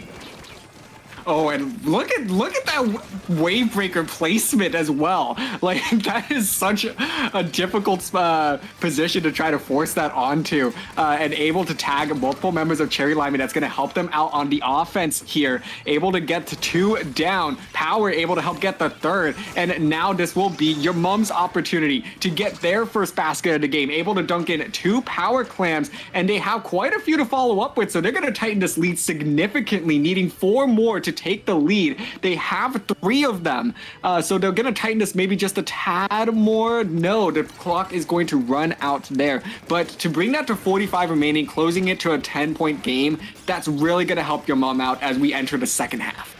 I was gonna say, your mom played that initial start of that push very patiently. They didn't quite rush into it until they felt completely secure that yes, Pico and their wiper is gone. They have enough paint. They had specials to work with that killer whale, and that's a push that's gonna help them succeed if they're able to get more points on the board. Meanwhile, though, as I say that, they get a wipe out, and Cherry Limeade is in right now, DRF. They are in, and they have a lot of clams to work with. It looks like Shiny has the winning clams here. If they could just get them in time, yes, they will. So Cherry Limeade will not let the second half of a Clam Blitz game best them this time, as they put this one away for good by knocking out your mom to take the 3-2 lead. This was like a whirlwind of a game. Like there was just so much going on. Because the way that this map lays out in the uphill kind of structure, it literally feels like a climb. Like you have to like conquer different like points on a mountain. And there were multiple moments here where Cherry Limeade was able to do just that, where like, I mean, Pika pretty much speed ran the mountain here and was in their spawn like 3 different times, to the point where even I was confused if they were in the wrong side of the map. So, I mean, just, again, I think the plays that Pika has been making have been really beneficial to Cherry Limeade and their opportunities to get the basket open in this match. Absolutely. I mean, right here. I mean, look right here. I mean, yeah. they're just on top of them. I didn't even, because I was like, oh, Shiny has the 4 clams that are needed to win this game, but Pika apparently had a little bit of spare change there to work with from behind the basket to help them out. So Shiny only needed to get 2 of those 4 in, and if they had gone down for whatever reason, their clams would have dispersed, and their teammates easily would have cleaned that up to secure the knockout. So Cherry Limeade up 3-2 now as we look towards game number 6, which will be tower control on a beloved Flounder Heights. I was gonna say, I'm not sure how Cherry Limeade's comps are gonna adjust here, because last tower control game, I believe Crim whipped out the Forge. And I'm not sure how well a Forge plays here in comparison to a sloshing machine because of that great bridge in the middle. So I'm very curious what both teams are actually gonna pull out here. Well, let's take a look. So we do see a double bucket. Double bucket is a great choice, and Power switching to the tri-stringer. I really like the tri-stringer pick here, actually, because of the way that the tri-stringer, like the horizontal actual flicks, or not flicks, I don't know how you call it, like the bowstring draw puts on a lot of pressure onto like one side of the map here. So I actually really like this pick a lot. And look at Pika already trying to make some aggressive plays there. And everybody from your mom, I think, had an idea. Like, oh yeah, Pika's right there, but there's not really a whole lot that we can do about it at this time. And they are already struggling a little bit to find those answers, as that is going to be the second checkpoint falling in less than 40 seconds for Cherry Limeade. And they just continue to keep this push going. Finally able to shut down Lily, who is on the tower, but Shiny's going to get back on and continue this push, trying to take over checkpoint number 3. Crim is also going to go down there, but this push is not over yet. I think that might have been a jump out, so it might finally be done. 29 points remaining in 1 minute. Cherry Limeade with a signature aggressive push in the opening minute. I was gonna say, what a great start, because they were able to shut down the crab tanks. Your mom's crab tanks were not as effective to stopping the tower as I think that they were hoping that they would. So now we're seeing a flip switch right here with your mom putting on a lot of pressure with the triple strike, not going anywhere though because of a flank And now it's it's a desperate 1v1 on the tower here. Hope fighting against Shiny with the Nod. They're just eyeing each other like prey. I mean, at this point, but Hope finally falls, literally. And now Cherry Limeade is back on the tower. Yeah, I mean, what a crazy sequence of events. So that was an actual bloodbath that resulted in a key 1v1 there that both players opted to just try to get their teammates on to jump in there to support. Ultimately, your mom is going to fall short there, and that's resulting in this Cherry Limeade push that we see right now as they are pushing this tower back to where they had left off with it. Currently right around that second checkpoint, having to back off just a little bit, just don't quite have the pressure that they would like to have, and they're going to go 3 down. So the last player standing going to have to back off once again. Crim doing everything they can, going to take someone down with them. That's going to be Hunty. And now this tower will reset, but Cherry Limeade is already ready to push once more. I was gonna say though, this would be a crucial moment for your mom because they got 2 crab tanks online. So both of them being popped right now. So this might be a crucial change of events here. But both crab tanks didn't seem to be as effective. Well, maybe not. I mean, I stand corrected because now they both have the tower heading their way onto this checkpoint and finally getting more points on the board. So while it looked like they were having a bit of a staggered moment there with their players going down one by one, they were still able to sustain the push just long enough.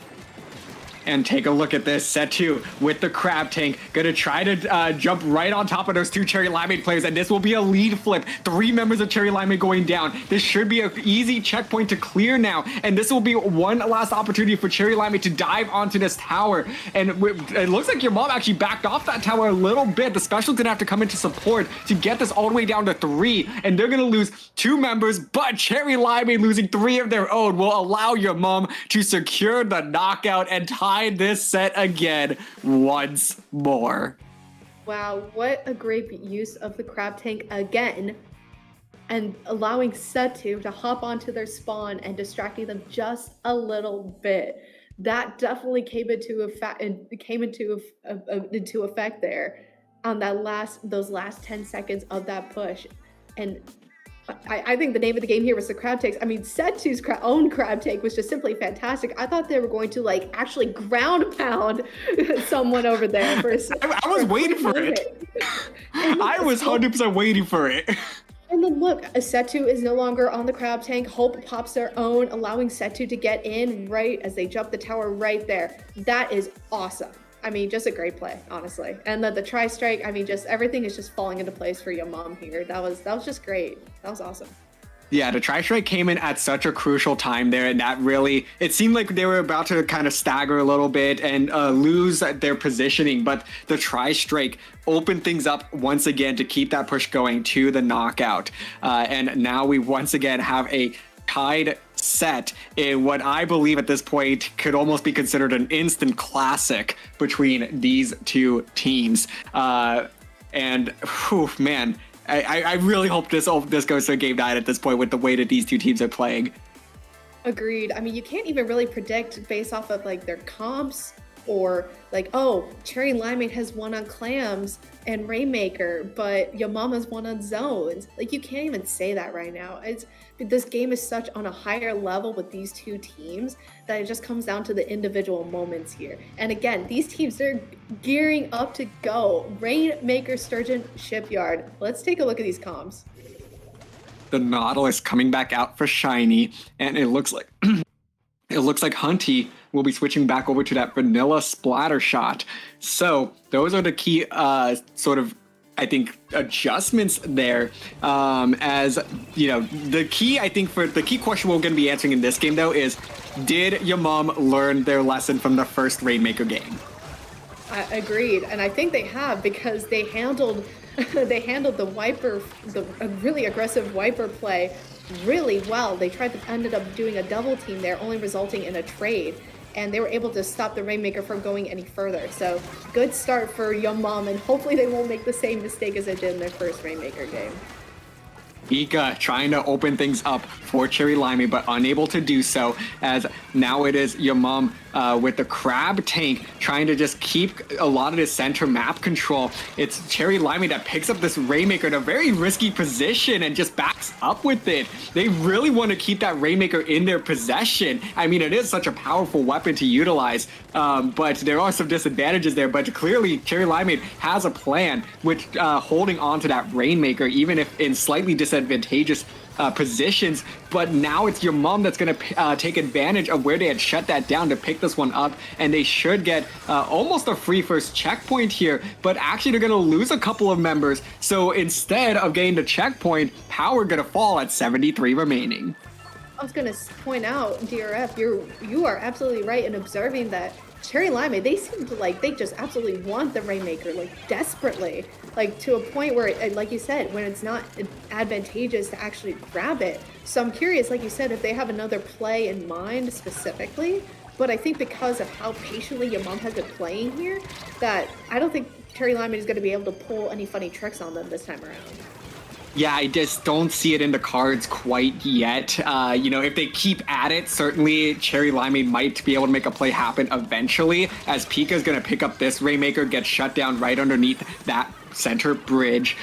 So once again, a quick Rainmaker pickup that doesn't really go anywhere for Cherry Limeade.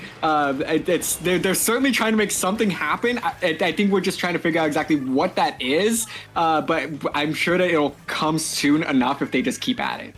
I was going to say, this might be the moment. 2 down. Krim getting aggressive here, but losing to power in this 1v1. Now they grab the Rainmaker. Lily's gearing up to go, hoping to take that top left side, but is unsuccessful in their endeavors. Pika, meanwhile, trying to take on this 1v1. And just, this might be another moment here for Cherry Limeade. Again, they are just persistent right now with a 2 down situation and looking again to take not the top right, the top left now, but actually opting to take the middle Rainmaker podium. And they do get the lead off of that push. This is a very low-scoring Rainmaker game, ladies and gentlemen. This is just not something you would typically see for a Rainmaker game, as this first checkpoint has yet to fall.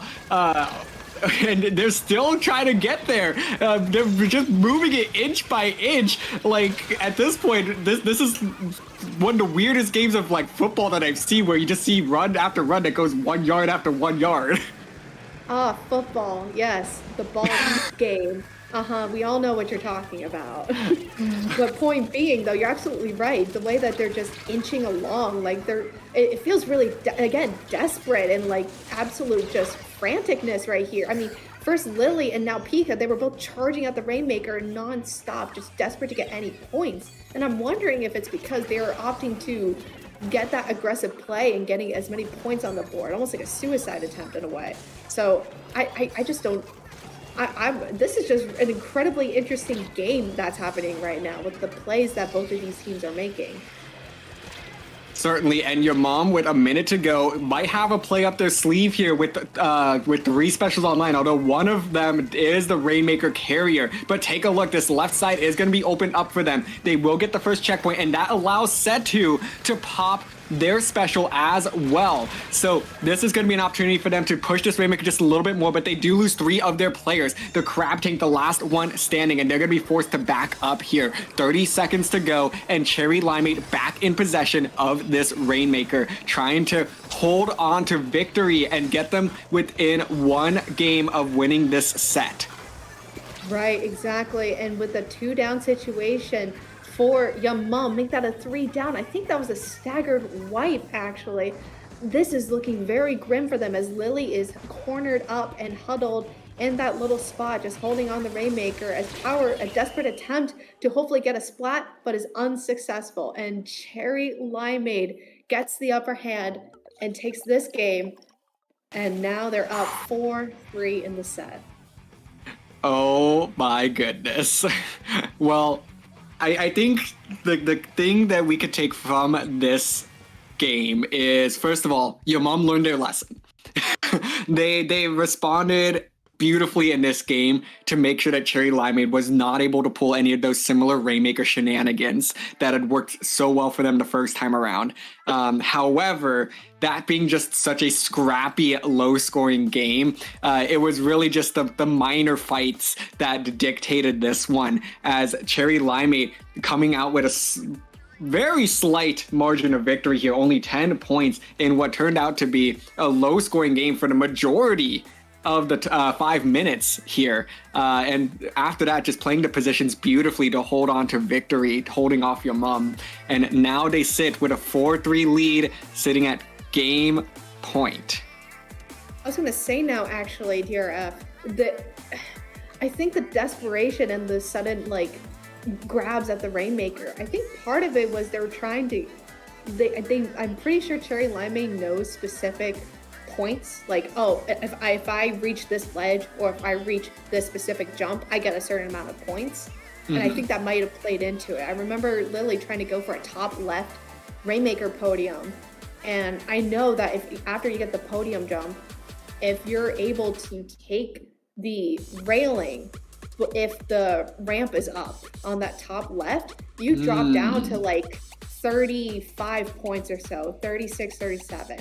So I think Cherry Limeade might be playing into that points game in a bit. And that could be a strategy, honestly, that maybe I'm reading too much into it, but I just want to point that out. But that in Rainmaker, the points that you get are so crucial. So any desperation pick you can get, that might be the actual play.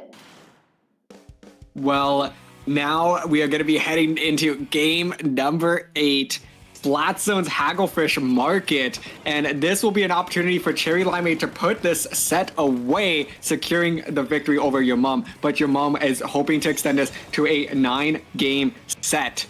Here we go with Cherry Limeade getting first possession of this zone, and this is starting with an absolute bloodbath as 3 members are essentially going down on either side here. Make that a delayed wipe on the side of Cherry Limeade, but Krim back in very quickly with a huge double. I was gonna say, in this initial bloodbath happening in your mom's side of the map, I thought Cherry Limeade was going to get the upper hand because they were able to take out both crab tanks before they were able to be used to their fullest potential.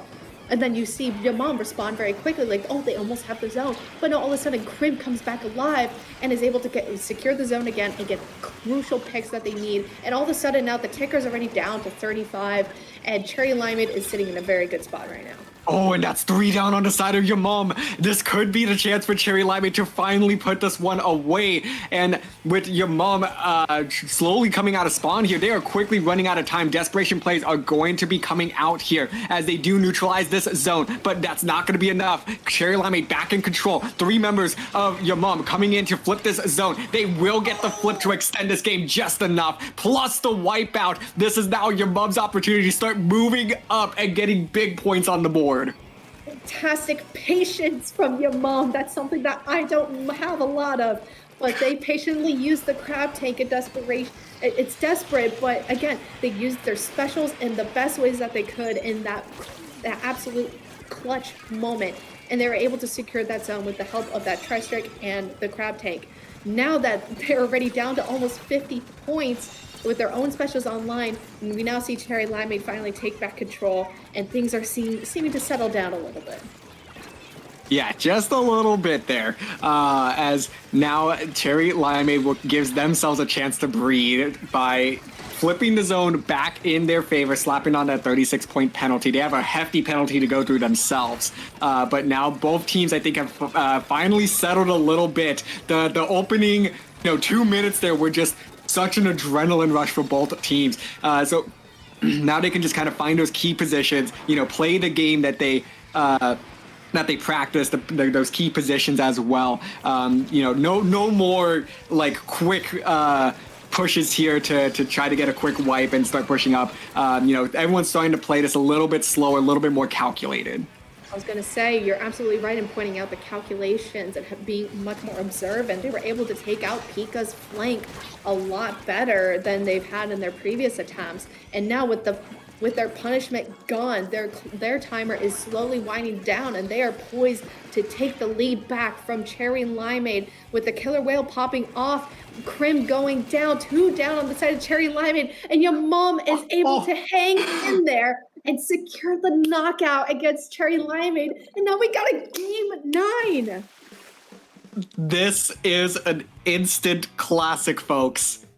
Early contender for set of the year, and it's only January 6th. How cursed. Oh my god. Oh. What a great set from both of these teams so far. I mean, how competitive that these 8 matches have been, just because these teams have such a fundamental grasp of every aspect of this game, is just simply fantastic to watch.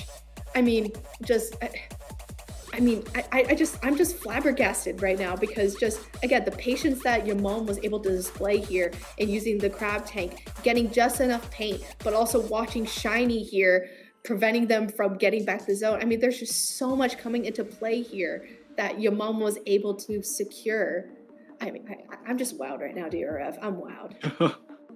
Yeah, I am too. I mean, so many of these games have ended in knockouts. Like, I think, I don't know if there's a record out there for the fastest 9-game set. Because, like, these teams are definitely probably on pace for that, as most of these games have resulted in knockouts. You know, a handful of them have gone to full 5 minutes plus overtime, whatever. But also just the in-betweens as well, where they are so quick to just ready up. Like, they have their strategies planned out, the exact gear that they need. So it's been very interesting to see, you know, the adjustments that are made, which have really been, I think, on the field as opposed to in the lobby with the weapons and the gear and all that stuff. So that's just been fascinating to see how they just respond to each other mid-game. And now we're here in game 9, which is going to be Clamblitz on Eeltail, and everything in this set so far has been fast-paced. I think this is going to be the fastest of them all. Yeah, I agree. I was going to also point out, given that this is Clamblitz for game 9, both of these teams have won a Clamblitz game each. So now it really comes to who's the Clams master, right? And given how fast-paced this is going to be, it's either going to go in 2 ways. Either A, Cherry Limeade is just going to just completely steamroll and completely just go all out. Or I think, or Yamam will be playing the patient game. They do that really well despite their composition kind of saying that. And I think that their patience will outpace Cherry Limeade, ironically. All right, well, here it is, folks. Game number 9, Clamblitz on Eeltail Alley. It looks like your mom is going to be running what they really felt comfortable with in this set. Cherry Limeade switching back to a lot of those early weapons that we saw in this set, plus that machine coming out from Crim, who is an absolute menace with that weapon. And so far, both these teams, I think, are playing a little bit more cautiously than we've seen in the previous 8 games. Nobody wants to be the first to make that big mistake and open things up for the other team, because on Eeltail Alley, things move very quickly. Right, I was going to say how precarious and how patient your mom was in progressing forward after getting 2 picks. I mean, we've seen those situations where one team gets 2 picks and they just charge forward. But like you said, Setu was playing a little bit more patiently with that crab tank. Power was still right behind them, supporting them. I mean, now we're back in this flip situation where two down on our side, on the side of your mom, and now we have Cherry Limeade actually poking the basket. They only have a couple of clams though, and your mom has seemed to kind of surround themselves with more paint. The ball is dropped. That was a very interesting start for the push. It certainly was not the push that I was expecting from either of these 2 teams, where it was just kind of a one and done here. So both these teams have been great about getting these early pushes and extending those early pushes. So now it's going to be your mom, though, who's answering here with a couple of power clams of their own. And they now are going to get quite a few clams on the follow-up, actually, bringing this all the way down to 39 remaining. So they're going to get the 2 power clams plus 7 more in the basket. That's going to be the end of their first push, and I think that's a little bit more of what we were expecting from these 2 teams for an opening push. Agreed. I mean, that was just their positioning was a little bit more aggressive, and again, they were able to kind of hold that wall there on top of that just bridge there. And now Shiny is able to respond by popping the basket, and there goes the Clams and the lead. Cherry Limeade swipes away their lead from them just like that.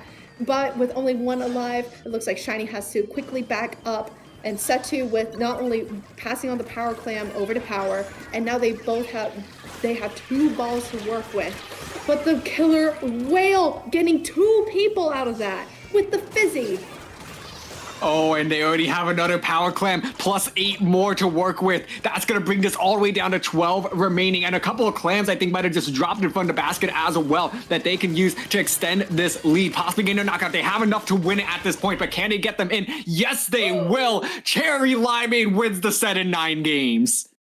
Holy cow. That was just... I'm still trying to process what happened, because all of a sudden, Cherry Limeade had all these clams while Yaman was still kind of recovering from all of a sudden having their lead taken away from them. Like, they were kind of slowly kind of trudging back into mid, and then all of a sudden, wham, Crim hits them with a Fizzy supported by Shiny's Killer Whale. All of a sudden, they have a 2 down, 3 down situation right here, this exact moment. That was a great assist there by Crim with the Fizzy and moving in with the Killer Whale and basically trapping them in that alley and getting the ball right in, and Lily following up, and then the jump. I mean, that was just so quick. Yeah, and looking at the push right before this, it wasn't that long before that Cherry Limeade, was working on their second push. And during that second push, your mom had both crab tanks. They used both crab tanks to stop that push, and they managed to take down 3 of the 4 members. Crim was the last one standing there and did an excellent job of just backing up, maintaining control, picking up some clams, and was very quick. As soon as that Killer Whale was built up by their teammate, they moved in to help with that Killer Whale, clean up a couple members, and then the push was right back on. So it did not phase them one bit. Beautifully done by Cherry Limeade, recognizing that, hey, your mom just threw everything at us on that push. They only got 3 out of 4 of us. We can get right back in there, and that's exactly what they did. I mean, of course. I mean, Cherry Limeade's just execution and recognizing those distinct moments, like you point out, are fantastic. But also, I'm going to have to continue to give credit over to your mom. Again, the way that they play pacing and patience is on a completely different level, and something that I greatly admire and also greatly envy, because it's something that's so difficult, I think, as just from my own experiences as a player. It's recognizing those right moments when to hold back or to team up and have a more succinct play strategy. I mean, just fantastic job from your mom on this set. It may be a loss in the official record books, but this was a fantastic display, and they have great potential to still do incredibly well in their division. I'm excited to see their matches going forward. Yeah, it will be a little bit difficult for them at 1 and 2, but 3, if they can clean up these next 2 weeks, just continuing the level of play that we've seen here tonight. This wasn't even their first 9-game set either. They previously won 5-4 against Micron Heroes, who is another very great opponent there. Your mom is right in this one. They just need to keep it up, and I'm sure that they will give themselves an opportunity to snipe that second playoff spot. But Cherry Limeade right now is the winners of this one and sitting very pretty in Group D in Division 1 at 3-0. Fantastic. That being said, let's pass it back on over to Falco Flyer, the man, the myth, the legend of Splatoon Tourney. Oh my gosh. Okay, DRF and Mizuno. That was the best set I think we have seen in all of LUTI anywhere so far. Between the Game 3 Rainmaker Lily being as sneaky as they possibly can be, the coordinated pushes that came from Yamam, and then Cherry Limeade cleaning it out. Fantastic job. Cherry Limeade stays undefeated and wins 5-4. The first Game 9 that we have seen on LUTI tonight. It was fantastic. But hey, we want to welcome everybody coming in from the Chara raid. I know you guys were watching that same exact set that we just saw. It was absolutely fantastic. And we have one more set that is coming up later tonight. It's going to be starting in about 15-20 minutes. We have Kala Mariachis versus Project Marigold. This is going to be a Div 9 matchup, so we're excited to see them. We saw Kala Mariachis face off previously on LUTI Tonight, getting a win. But before that, we are going to take a quick break as we do a few adjustments, get these players in the lobby. But we invite you to stick around and hope to see you guys soon. You are watching LUTI Tonight on Splatoon Tourney.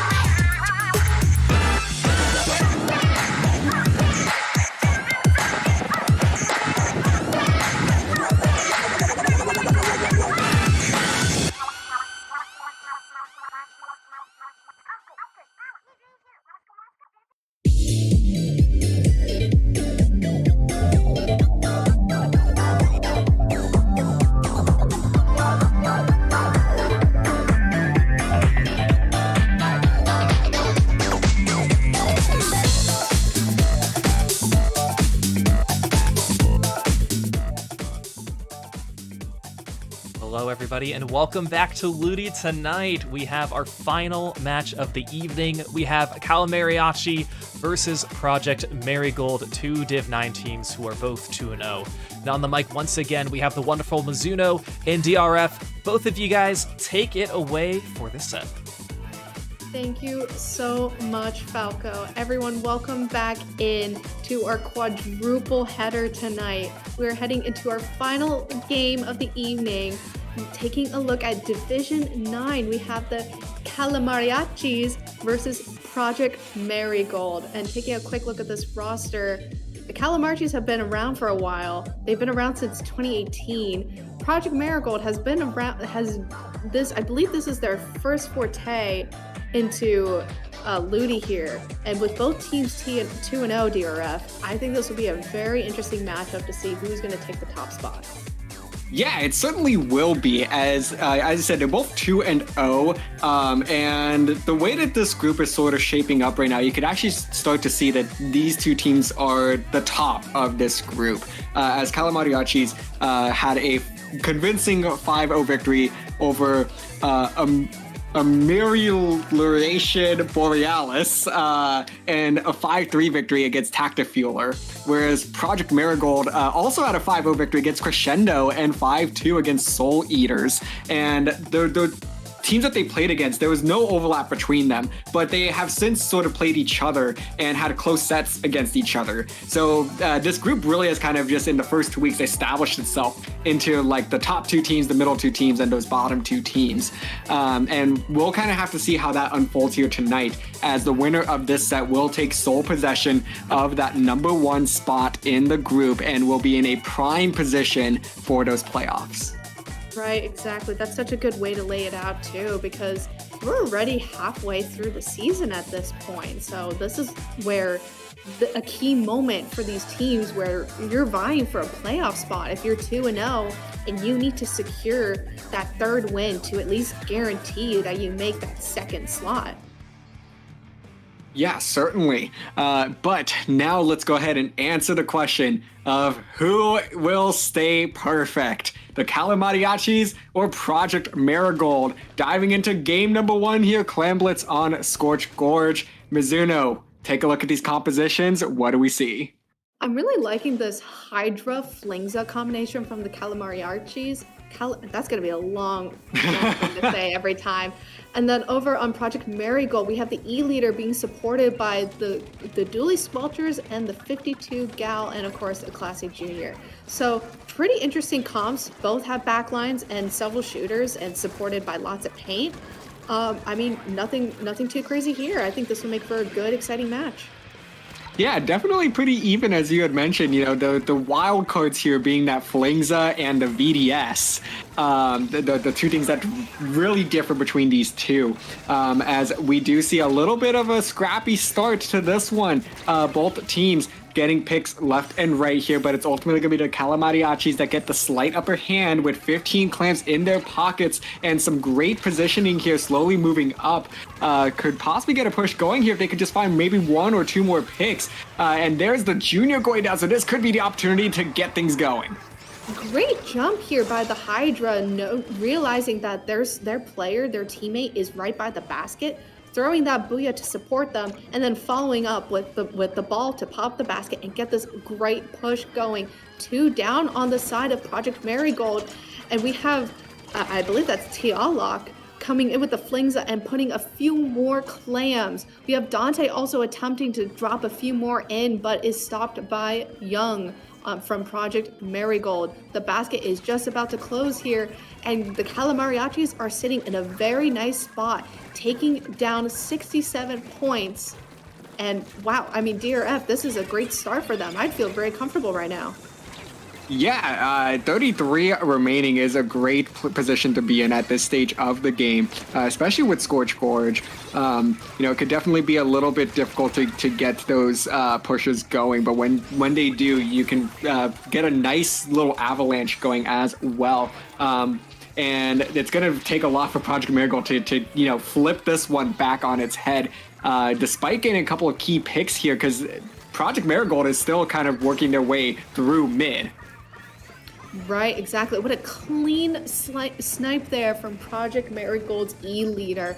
One down on each side, and I mean, this is just a fight for mid at this point, but both teams seem to display a lot of patience and some hesitance here, trying to get that mid control, especially their back lines. Both seem to be kind of heading by their mast area, waiting patiently and trying to make crucial plays wherever they can. However, we might see a turning point here as two are down on the side of Calamariachis, fighting for the ball here and hoping to stop Project Marigold from getting any closer to the basket.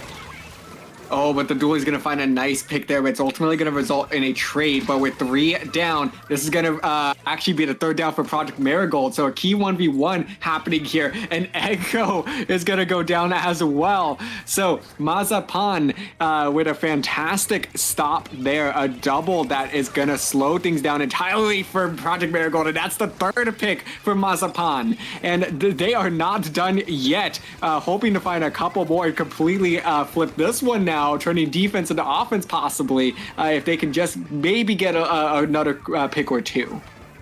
Right, great plays. Now with 3 specials online, 2 of them being used, the Calamariachis is sitting in a great spot. What a great play from Mazapan, taking advantage of the killer whale in that moment and seizing that opportunity to get a great kill. Now they're by the basket. One goes down here, but Mazapan is able to pick up the remaining clam and get the basket open for their teammates. Meanwhile, Project Marigold is struggling here. Their fight, Hornet gets stuck in a really unfortunate booyah, and the basket is still open as Marigold goes 3 down. Oh man, and this is it. I think this game's gonna get put away right here. They have 8 clams to do it, and needing one more. There it is, the cherry on top. Calamariachis with a dominant game number 1 to open this set. I mean, just great plays from Mazapan as well as the E-leader, and not the E-leader, excuse me, the Hydra. I mean, just great plays overall and just great teamwork for, being displayed here from a Div 9 team. I mean, they look really strong and really succinct, and they move really well together and taking advantage of key opportunities when they provide themselves to. I mean, the Calamariachis look fantastic right now. They do. I mean, like they are just in tune with each other right now, and they can really take this just momentum that they have right now and start to ride this out. I mean, right now I'm just kind of thinking, what could Project Marigold do to just throw them off their beat right now? I think it might be a couple of things. Rico, I believe that's how you pronounce it, on the Hydra might be one of their answers. If Project Marigold is able to hold them back and prevent them from utilizing their booyah or just simply moving the Hydra around a bit more and just making sure that the Hydra is just uncomfortable and not able to sit still, I think Project Marigold would be able to take advantage of that and hopefully get some more points on the board and actually be able to move with the objective. I think that'll be the next thing to look out for, especially in Tower Control Museum d'Alfonsino. Yeah, certainly. This is going to be one where I think the pace will hopefully slow down just a little bit so that Project Marigold can potentially get a little bit more of their footing. I think Calamariachis did a great job of, just coming out fast and throwing them a little bit off balance early on, and it just never, regained that footing. So hopefully that will be a little bit of a different story for them. Whereas for Calamariachis, though, they need to play like we saw in that last set, where early on, get up on that plat. Like the sooner that you can get one, maybe 2 picks, just start getting on that plat. Because if you want to continue to play at the pace that you just set, that's going to be the way to do it. That's a great point, because you're right. The Calamariachis set a great pace, and just rudimentary, like they're able to have a great understanding of when to move forward versus when to hold back and when to take advantage of different opportunities. Now, that being said, on to game 2. I'll quickly go over the comps. Oh my gosh, the Calamariachis, they completely flipped the switch. Wow, a junior with a lot of sub-saver, a Forge, Stringer, and Sloshing Machine. I think those are all new weapons pretty much besides Mazapan. And then, of course, Project Marigold. They're actually running a fairly generic and pretty straightforward comp. 3 guns and a backline. Yeah, Calamariachis, they just changed every instrument that they were holding and playing an entirely different genre of music now.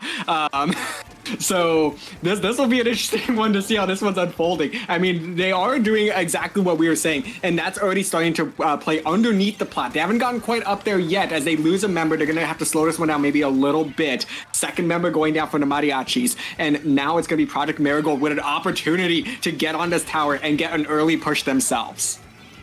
Right, and 2 down situation though for Project Marigold, so they're going to hold back a bit.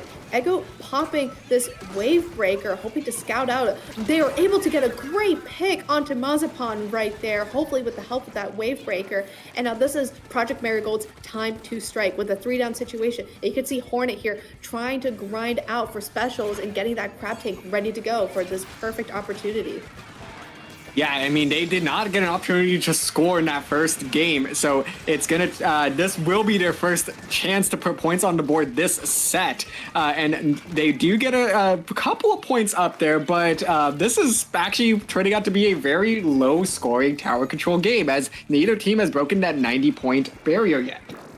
Right, I just don't think there has been enough groundbreaking opportunities to clear the tower and have it completely wide open for it to just slide along through the checkpoints. Meanwhile, however, right as I say that, 2 go down, a 3 down situation actually on the side of the Mariachis here. So now the tower is slowly inching its way back over. Oh, but what a fantastic pick from the Stringer. Just slowing down the tower just a bit. Waldo finally hops back on, and finally Project Marigold takes the lead here. And now they're working on that first checkpoint. The Booyah Bomb going to come out to slow things down a bit, but that's 3 down on the Mariachis. So this will be Marigold's opportunity to break through that checkpoint and start moving things up. Get on that plat, get 1, 2 members up there. Right now, it is only Young that is there, able to find 1 pick, though, despite having 3 different people aiming their direction. And finally, it's going to be 3 down on Project Marigold, make it a wipeout. This push is over, but they did manage to get that all the way down to 50 remaining and really broke open this game halfway through. That's good. I'm really liking that for Project Marigold. It's not a completely safe lead since they did not break that checkpoint, but it's still a good start. However, this is a concerning position for them because now we see how far back Project Marigold is. They're in a 2 down situation and the tower is slowly inching its way over to that second checkpoint. For the devastating pick, Dante up in the front lines. Project Marigold wipes out and the lead falls right back over into the Mariachi's favor. Oh, yep, and this tower is still moving all the way down to 10 remaining at this point, 3 down, so this push will stop there, but the damage has already been done here, and now it is a mountain to climb for Project Marigold. They had that early lead, but they could not hold on to it, and now they're in a very precarious situation here. With 1 minute left to go, I do like this opportunity though. They just were able to bring down the Stringer, they popped the crab tank, and they have 2 other specialists online to hopefully get past the second checkpoint. So if they're able to utilize this moment here and with the tri-strikes and move in, this might be their moment, DRF, to finally get some more points on the board. They do get the Junior down and the Tri-Stringer as well, so they have numbers to work with. The Booyah Bomb coming out, they tried to shred through it, but weren't able to do so. Second Booyah Bomb coming out, and together that's going to help them get 3 down on the side of Project Marigold with 35 seconds to play. A huge stop there to prevent any more points from getting scored. I was going to say, the fact that Project Marigold wasn't able to get that Booyah kill from the sloshing machine, I think they were just mere inches away from just knocking down the HP from that Booyah position. I think that's good. I think that was the breaking moment here because now as the clock is slowly winding down, 2 down situation, it's looking really grim for Project Marigold. It certainly is. They are going to get one more opportunity at this tower. They do have a slight numbers advantage to work with, but they're going to have to hold on for dear life as they need to break through 2 checkpoints if they want to get back the lead. And now the E-leader is going to go down, Hornet on that tower trying to hold on for dear life, but no, not going to be any good as Calamariachis hold on to win game number 2. I was going to say, what a great end there for the side of the Mariachis, because the junior popped the bubbler right like on the checkpoint. So the barrier was able to extend in a way onto the tower, but not enough to potentially actually break the bubbler and completely be, just vanish. So that was also a great moment, a great special usage right there, just to potentially stall the tower a bit longer. I mean, the Mariachis, again, they held strong here and they're looking really good. I mean, wow. Yeah, very dominant performances here. I mean, this one they did stutter a little bit more. Things weren't completely safe for them as they were in game number 1, but still very convincing when they managed to make that push all the way down to 9 remaining. It really seemed like they were going to knock out for a second, but it is a little bit difficult to do so on this map mode. So 9 remaining is a very respectable way to win this game. And now they see themselves up 2-0 as we head to game number 3, Rainmaker Undertow Spillway. Right. We keep saying that the Mariachis are looking really good right now. That as a team, they're working really well together. But I don't think Project Marigold is out of the woods yet. I think there's still plenty of time still and plenty of game left to still continue and fight for these remaining games here and hopefully get some points back on the board and hopefully even out the set and eventually gain in their favor. I think the comps are still great. It's just, I think just little moments of execution where I think it could potentially be an experience issue where maybe they're not used to these team situations and they're a little bit unsure of how to react when you're just being bombarded with all these specials. I mean, if you have a crab tank and a tri-strike in your face and nowhere to go, it's kind of hard to figure out what's going to happen, how you're going to react. Do you go for the tower? Do you go for a player? It could be an experience issue, but I think Project Marigold, I think they're still in it. Oh, they certainly are. I mean, that second game was so much better from them. They had the, they had the lead there for a sizable amount of time. So they know how to, be able to build up those leads. They know how that they can make those pushes. And Undertow Spillway Rainmaker, this is going to be one of those that can either start out very fast as we had seen in the previous set, or it can be a little bit scrappier, a little bit slower, especially past that first checkpoint. So we'll just have to kind of see exactly what these teams end up bringing out. I think if Project Marigold can just slow down the Mariachis a little bit, make them play their game, they'll see themselves in a couple of leads at different times during this set. That's a great way of putting it. And I think with this comp, they might be able to, looking at the Mariachis here, a Hydra Gluga combo. I'm not sure how I feel about that because that might slow them down just a bit unless they play the Glugas really aggressively here. And of course, we see Project Marigold still kind of sticking with Charger plus 3 guns. I think they swapped one of the juniors out for the custom junior here. But point being, already off to the first 30 seconds, and we see that the Calamariachis are able to try to take a gun for it at the Rainmaker and only get so far. Yeah, so the Mariachis once again trying to play this at a lightning fast pace. They are not letting this Rainmaker go, actually. They are trying to pop it and maintain control here. Able to grab it, but they did grab it there for just a minute, not able to get any more points on the board. This push is, I think, finally over. I don't think there's anyone else playing from behind Project Marigold, and now they can go ahead and pick this up and start moving this one forward a little bit. I was going to say, this is a great position for Project Marigold, just being able to go in like this. They were able to take out the Glugas in a very good trade, and now all they need to do is completely dislodge this Hydra, and they'll have room to move. However, being 2 down and Ega holding on the Rainmaker, getting completely backed up, is able to trade out with the Flingza, but with the jump from their teammate, they go 2 down, and this is a bit of a worrisome position here with all these staggered spawns. Oh man, yeah, that jump in was just not any good.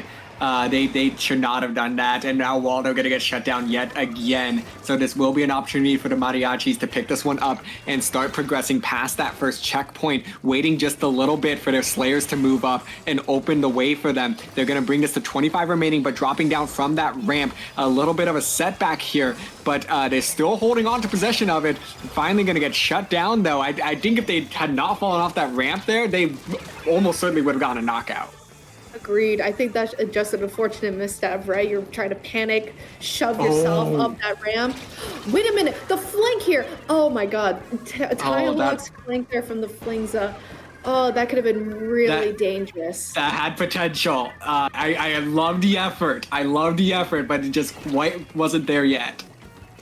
Right, that moment was, that might have been a bit too soon, but I think the distraction was needed nonetheless because, I mean, the Calamariachis are still right underneath Project Marigold's feet right now. They're finally able to move back in and just get a 2-down situation. But look, we see the Mariachis here. They picked up the Rainmaker. They're staggered on the left side here. I'm not quite sure what they were trying to do there. I'm assuming they were just trying to make a gun for it. Yeah, I think they were. They figured that the left side had opened up a little bit, so they were trying to, make a run for it. But it's two of their teammates had gone down, and ultimately it kind of just became a game of survival for the Rainmaker carrier. They did a great job though of dancing around this pedestal here to just stay alive long enough for their teammates to respawn. And now they don't see themselves at a significant numbers disadvantage. A lot of map control still, and once again picking up this Rainmaker from mid and trying to swing it left. An interesting read though, because Project Marigold did just pop the wave breaker here because you see Waldo has been grinding out these wave breakers nonstop. I'm assuming for that knowledge and being able to help their teammates. But they do go 2 down here, so not sure how effective the wave breaker was going to be in that moment when maybe they should have held back with the wave breaker, used it at a different opportunity. So now we're in with a minute left to go in kind of this stagnant situation. We're almost at a stalemate here.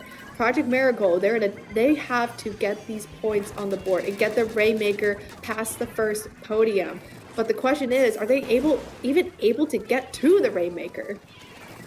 And that wave breaker just was not put in a great position. They're going to get shredded very quickly by the Hydra. Crab going to come out though, hopefully getting a couple more picks and opening things up. But the Booyah Bomb is going to make that difficult for them and making it a 2v2 situation now. And the Hydra with another pick there. And with 30 seconds to go, Mizuno, I'm not sure Project Marigold has a whole lot left in them. Right, this is going to be a desperate play here. It looks like Young is trying to shark it and trying to go for it. Oh, but he's going to go down right next to them. It's just Hornet left here by the podium. They're super weak, and they finally go down. Now it's just the E-leader. I don't even know where they are. Never mind. There they are. And, I mean, just another display right here of the California getting a wipe out to just put that down as well. Wow. I mean, Project Marigold did not have any opportunities in that game.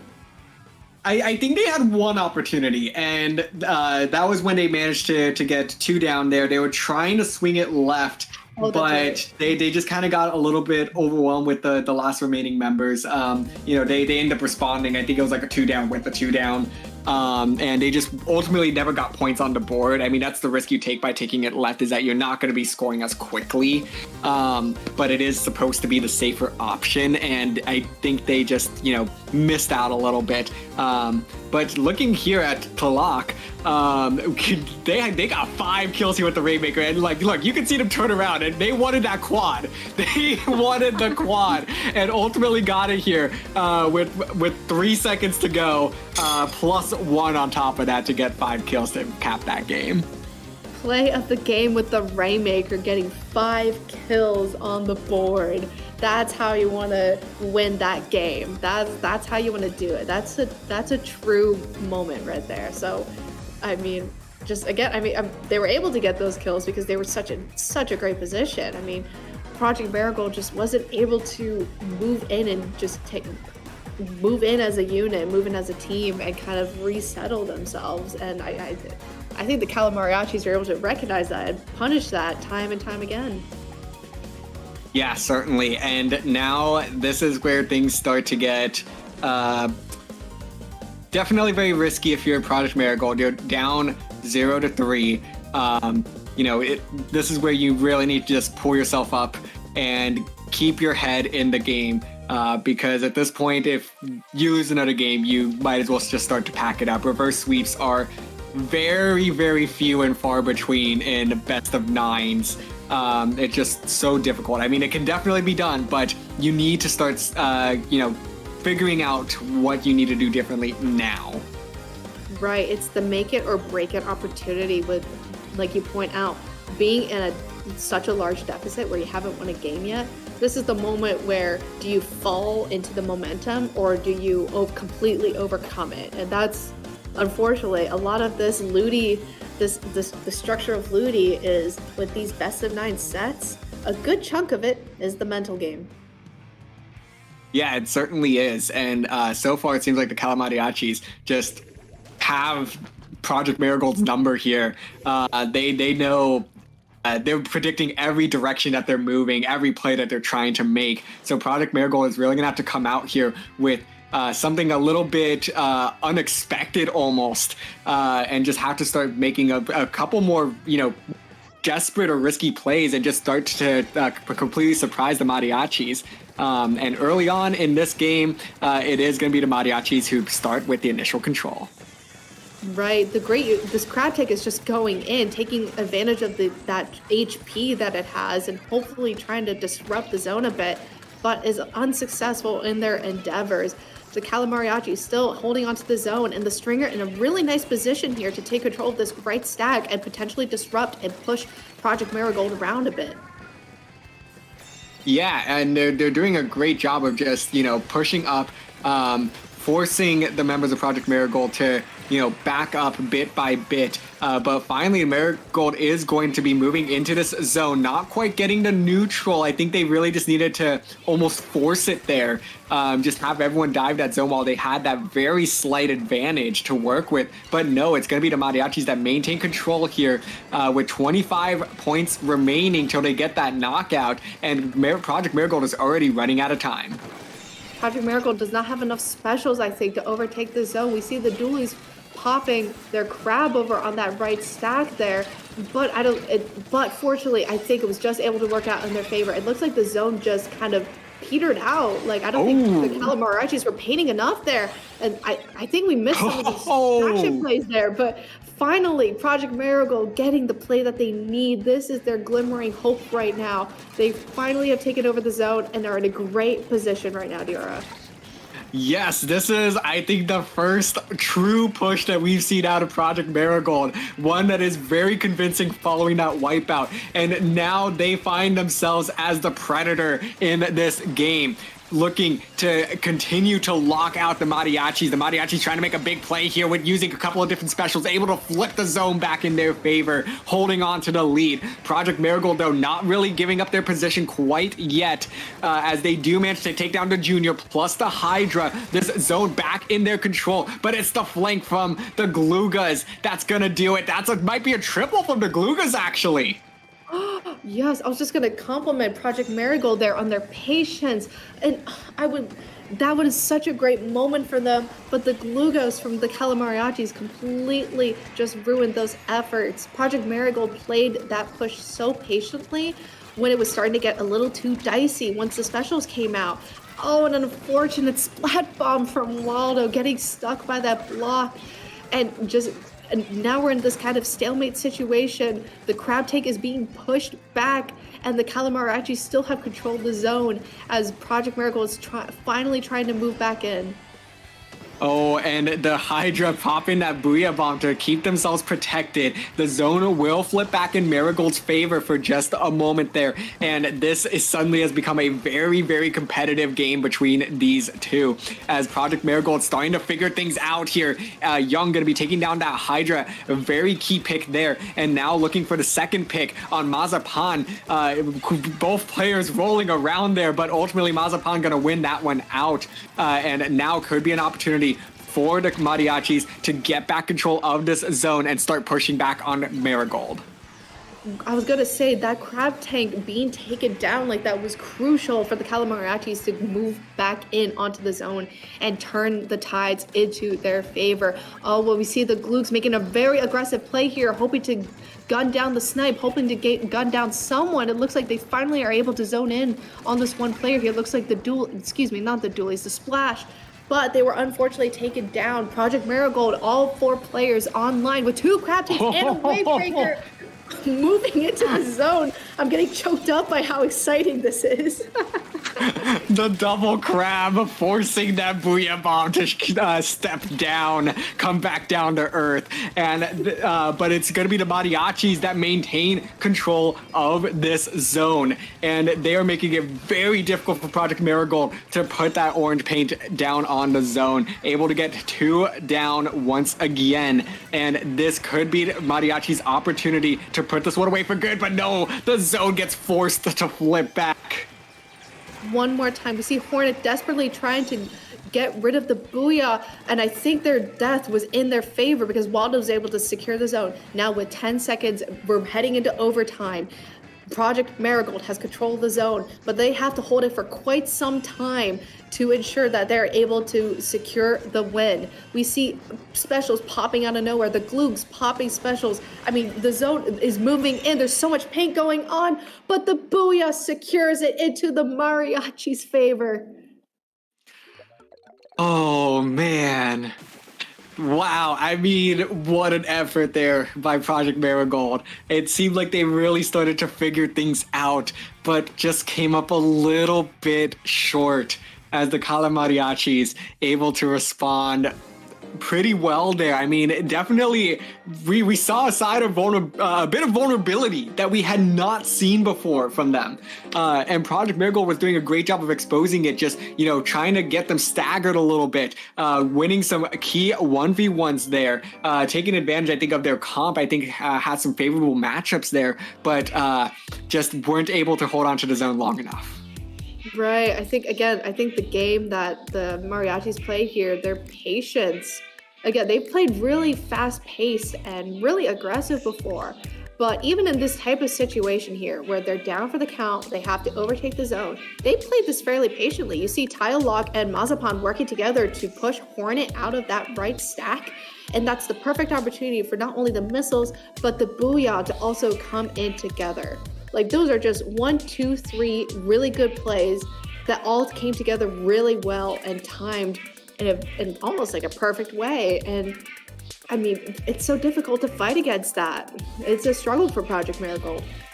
Yeah, I mean, Project Marigold did a lot of things right there, but the deficit, I think, was just large enough that Calamariachis were able to come in there. As you said, the key things was that the Hydra didn't need to do anything. They just needed to build up that Booyah Bomb. The Reflux didn't really need to do much. They needed to build up missiles. Both of them just stay alive. Together, you should be able to cap the zone. And they coordinated that excellently and secured the game number 4 victory and now sit at set point.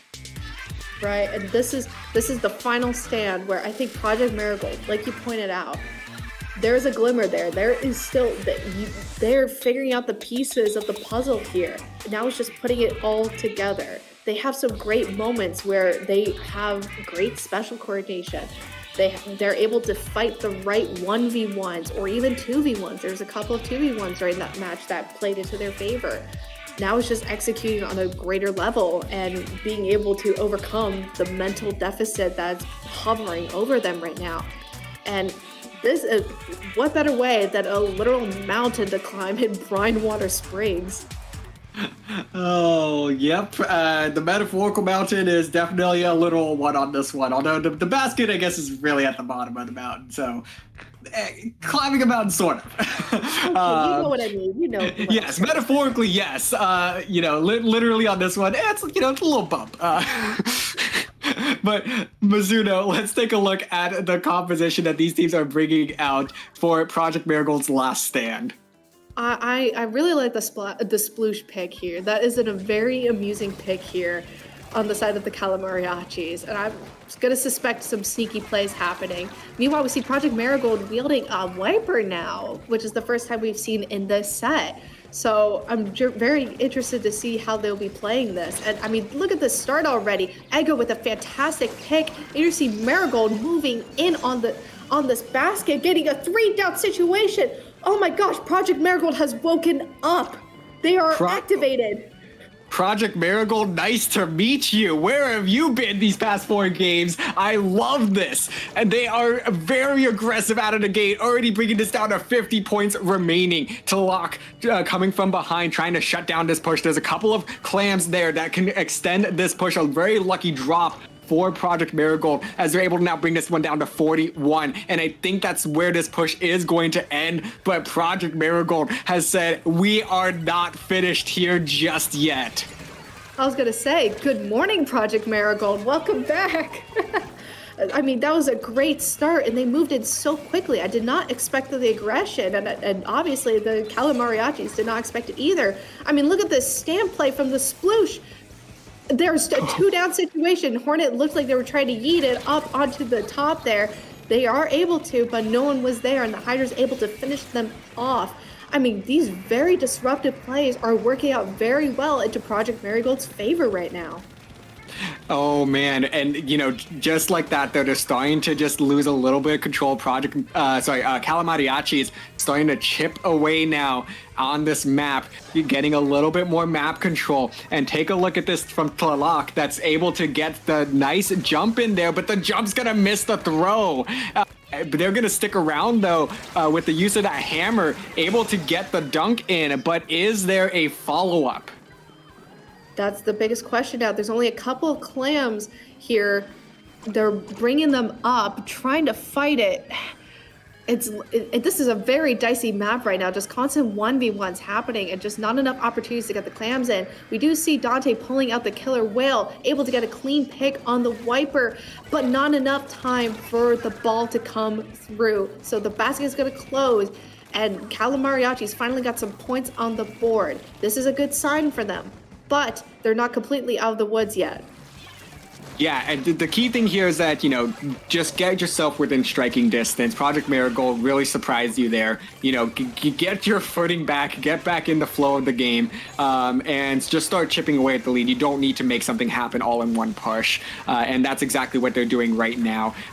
Doing an excellent job of, you know, playing very aggressive, a game that they are familiar with, that they're trying to reclaim here, and, you know, just maintaining a lot of this pressure. Project Marigold definitely opting to play a little more defensively at this stage. You know, they're thinking that they've built up a pretty sustainable lead. Now, if they can just continue to play strong defense, get a couple of picks like they did just now, they could possibly convert that into one more push.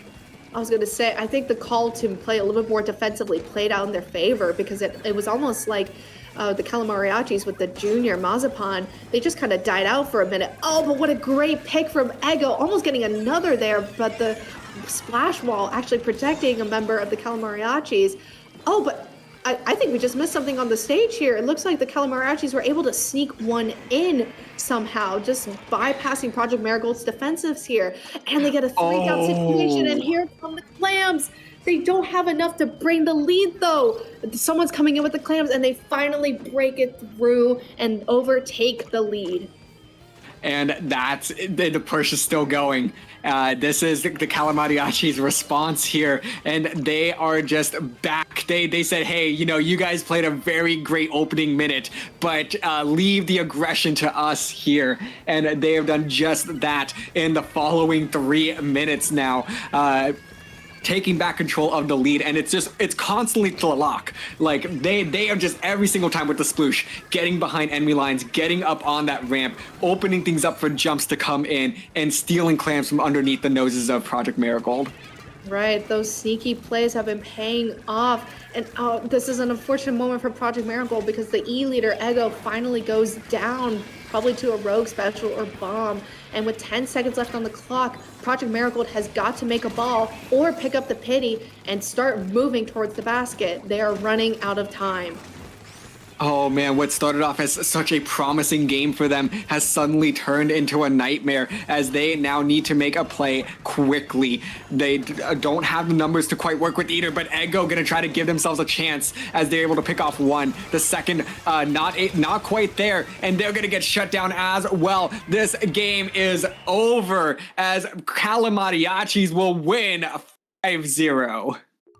Like you said, it was such a strong, promising start for Project Marigold, but just these brief moments where the defenses were down and just Tylock was able to sneak right through, or they were just disrupted by Mazepan. Just Project Marigold just wasn't able to hold on long enough, and the Calamariachis just come through. The Calamariachis did such a great job in this one. They really just played everything correctly. We're so dominant from start to finish. I mean, we got a couple of scares in there, but they just showed how dominant they are in this group. Going into this, these were looking to be the top 2 teams in this group, and Calamariachis have now set themselves completely apart from the other 5 teams. Exactly. Now with a clean 3-0, it looks like potentially they have likely secured a potential playoff spot.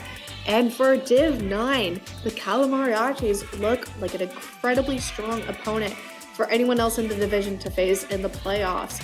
I mean, just great effort from all the players all around. But again, we can't count out Project Marigold here. I still think that they look really strong. They still have tons of potential, and they could potentially continue to disrupt their group for the remaining season of LUTI and potentially sneak into the playoffs. I think it's there. It certainly is. You're never out. You're still 2-1. There's still an opportunity for Project Marigold to go back to the books and just start to workshop some things. But for now, Calamariachis wins this battle. And with that, let's go ahead and throw it back to Falco. All right, Mizuno and DRF. That was a fun set. Pretty much all of the games that we saw, Project Marigold, they hung in there, and like we saw in that very last game too, they had such a strong opening push. But Calamariachi, they were just able to respond and adapt and apply all the pressure that they had applied to secure that 5-0 victory. So congratulations to Calamariachi for moving on to 3-0, looking very good in their Div 9 group. So that is going to be it for LUTI tonight. This was our first quadruple header that we had. We had 4 fantastic matches that we had seen. We saw Octosquids United defeat Team Evil Frus, a Div 11 match. Octosquids United winning that one 5-0. Bembo IHOP defeating Soy Soldiers 5-0 Div 5 matchup. The very exciting Cherry Limeade versus Your Mum 5-4 went all the way to game 9. Cherry Limeade winning that one. Cherry Limeade and Yamam Div 1. And then Calamariachi's Project Marigold Div 9. Calamariachi winning that one 5-0. Fantastic games. And we have more matches that are coming your way on Sunday evening.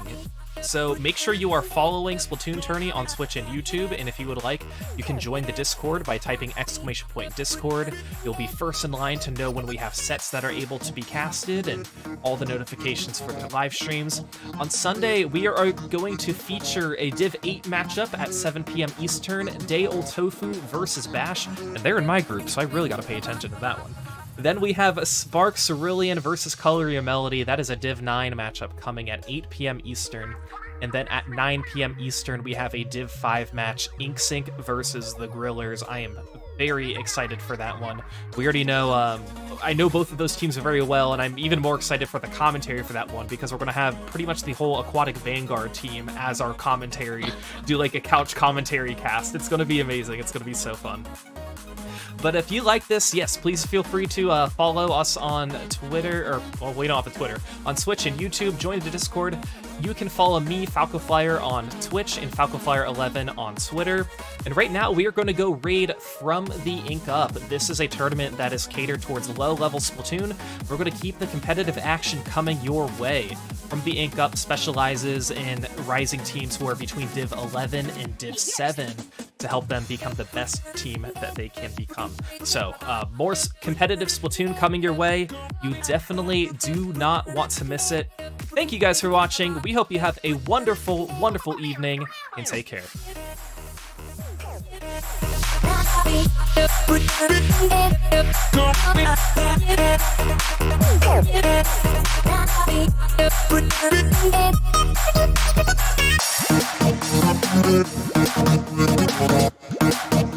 Go.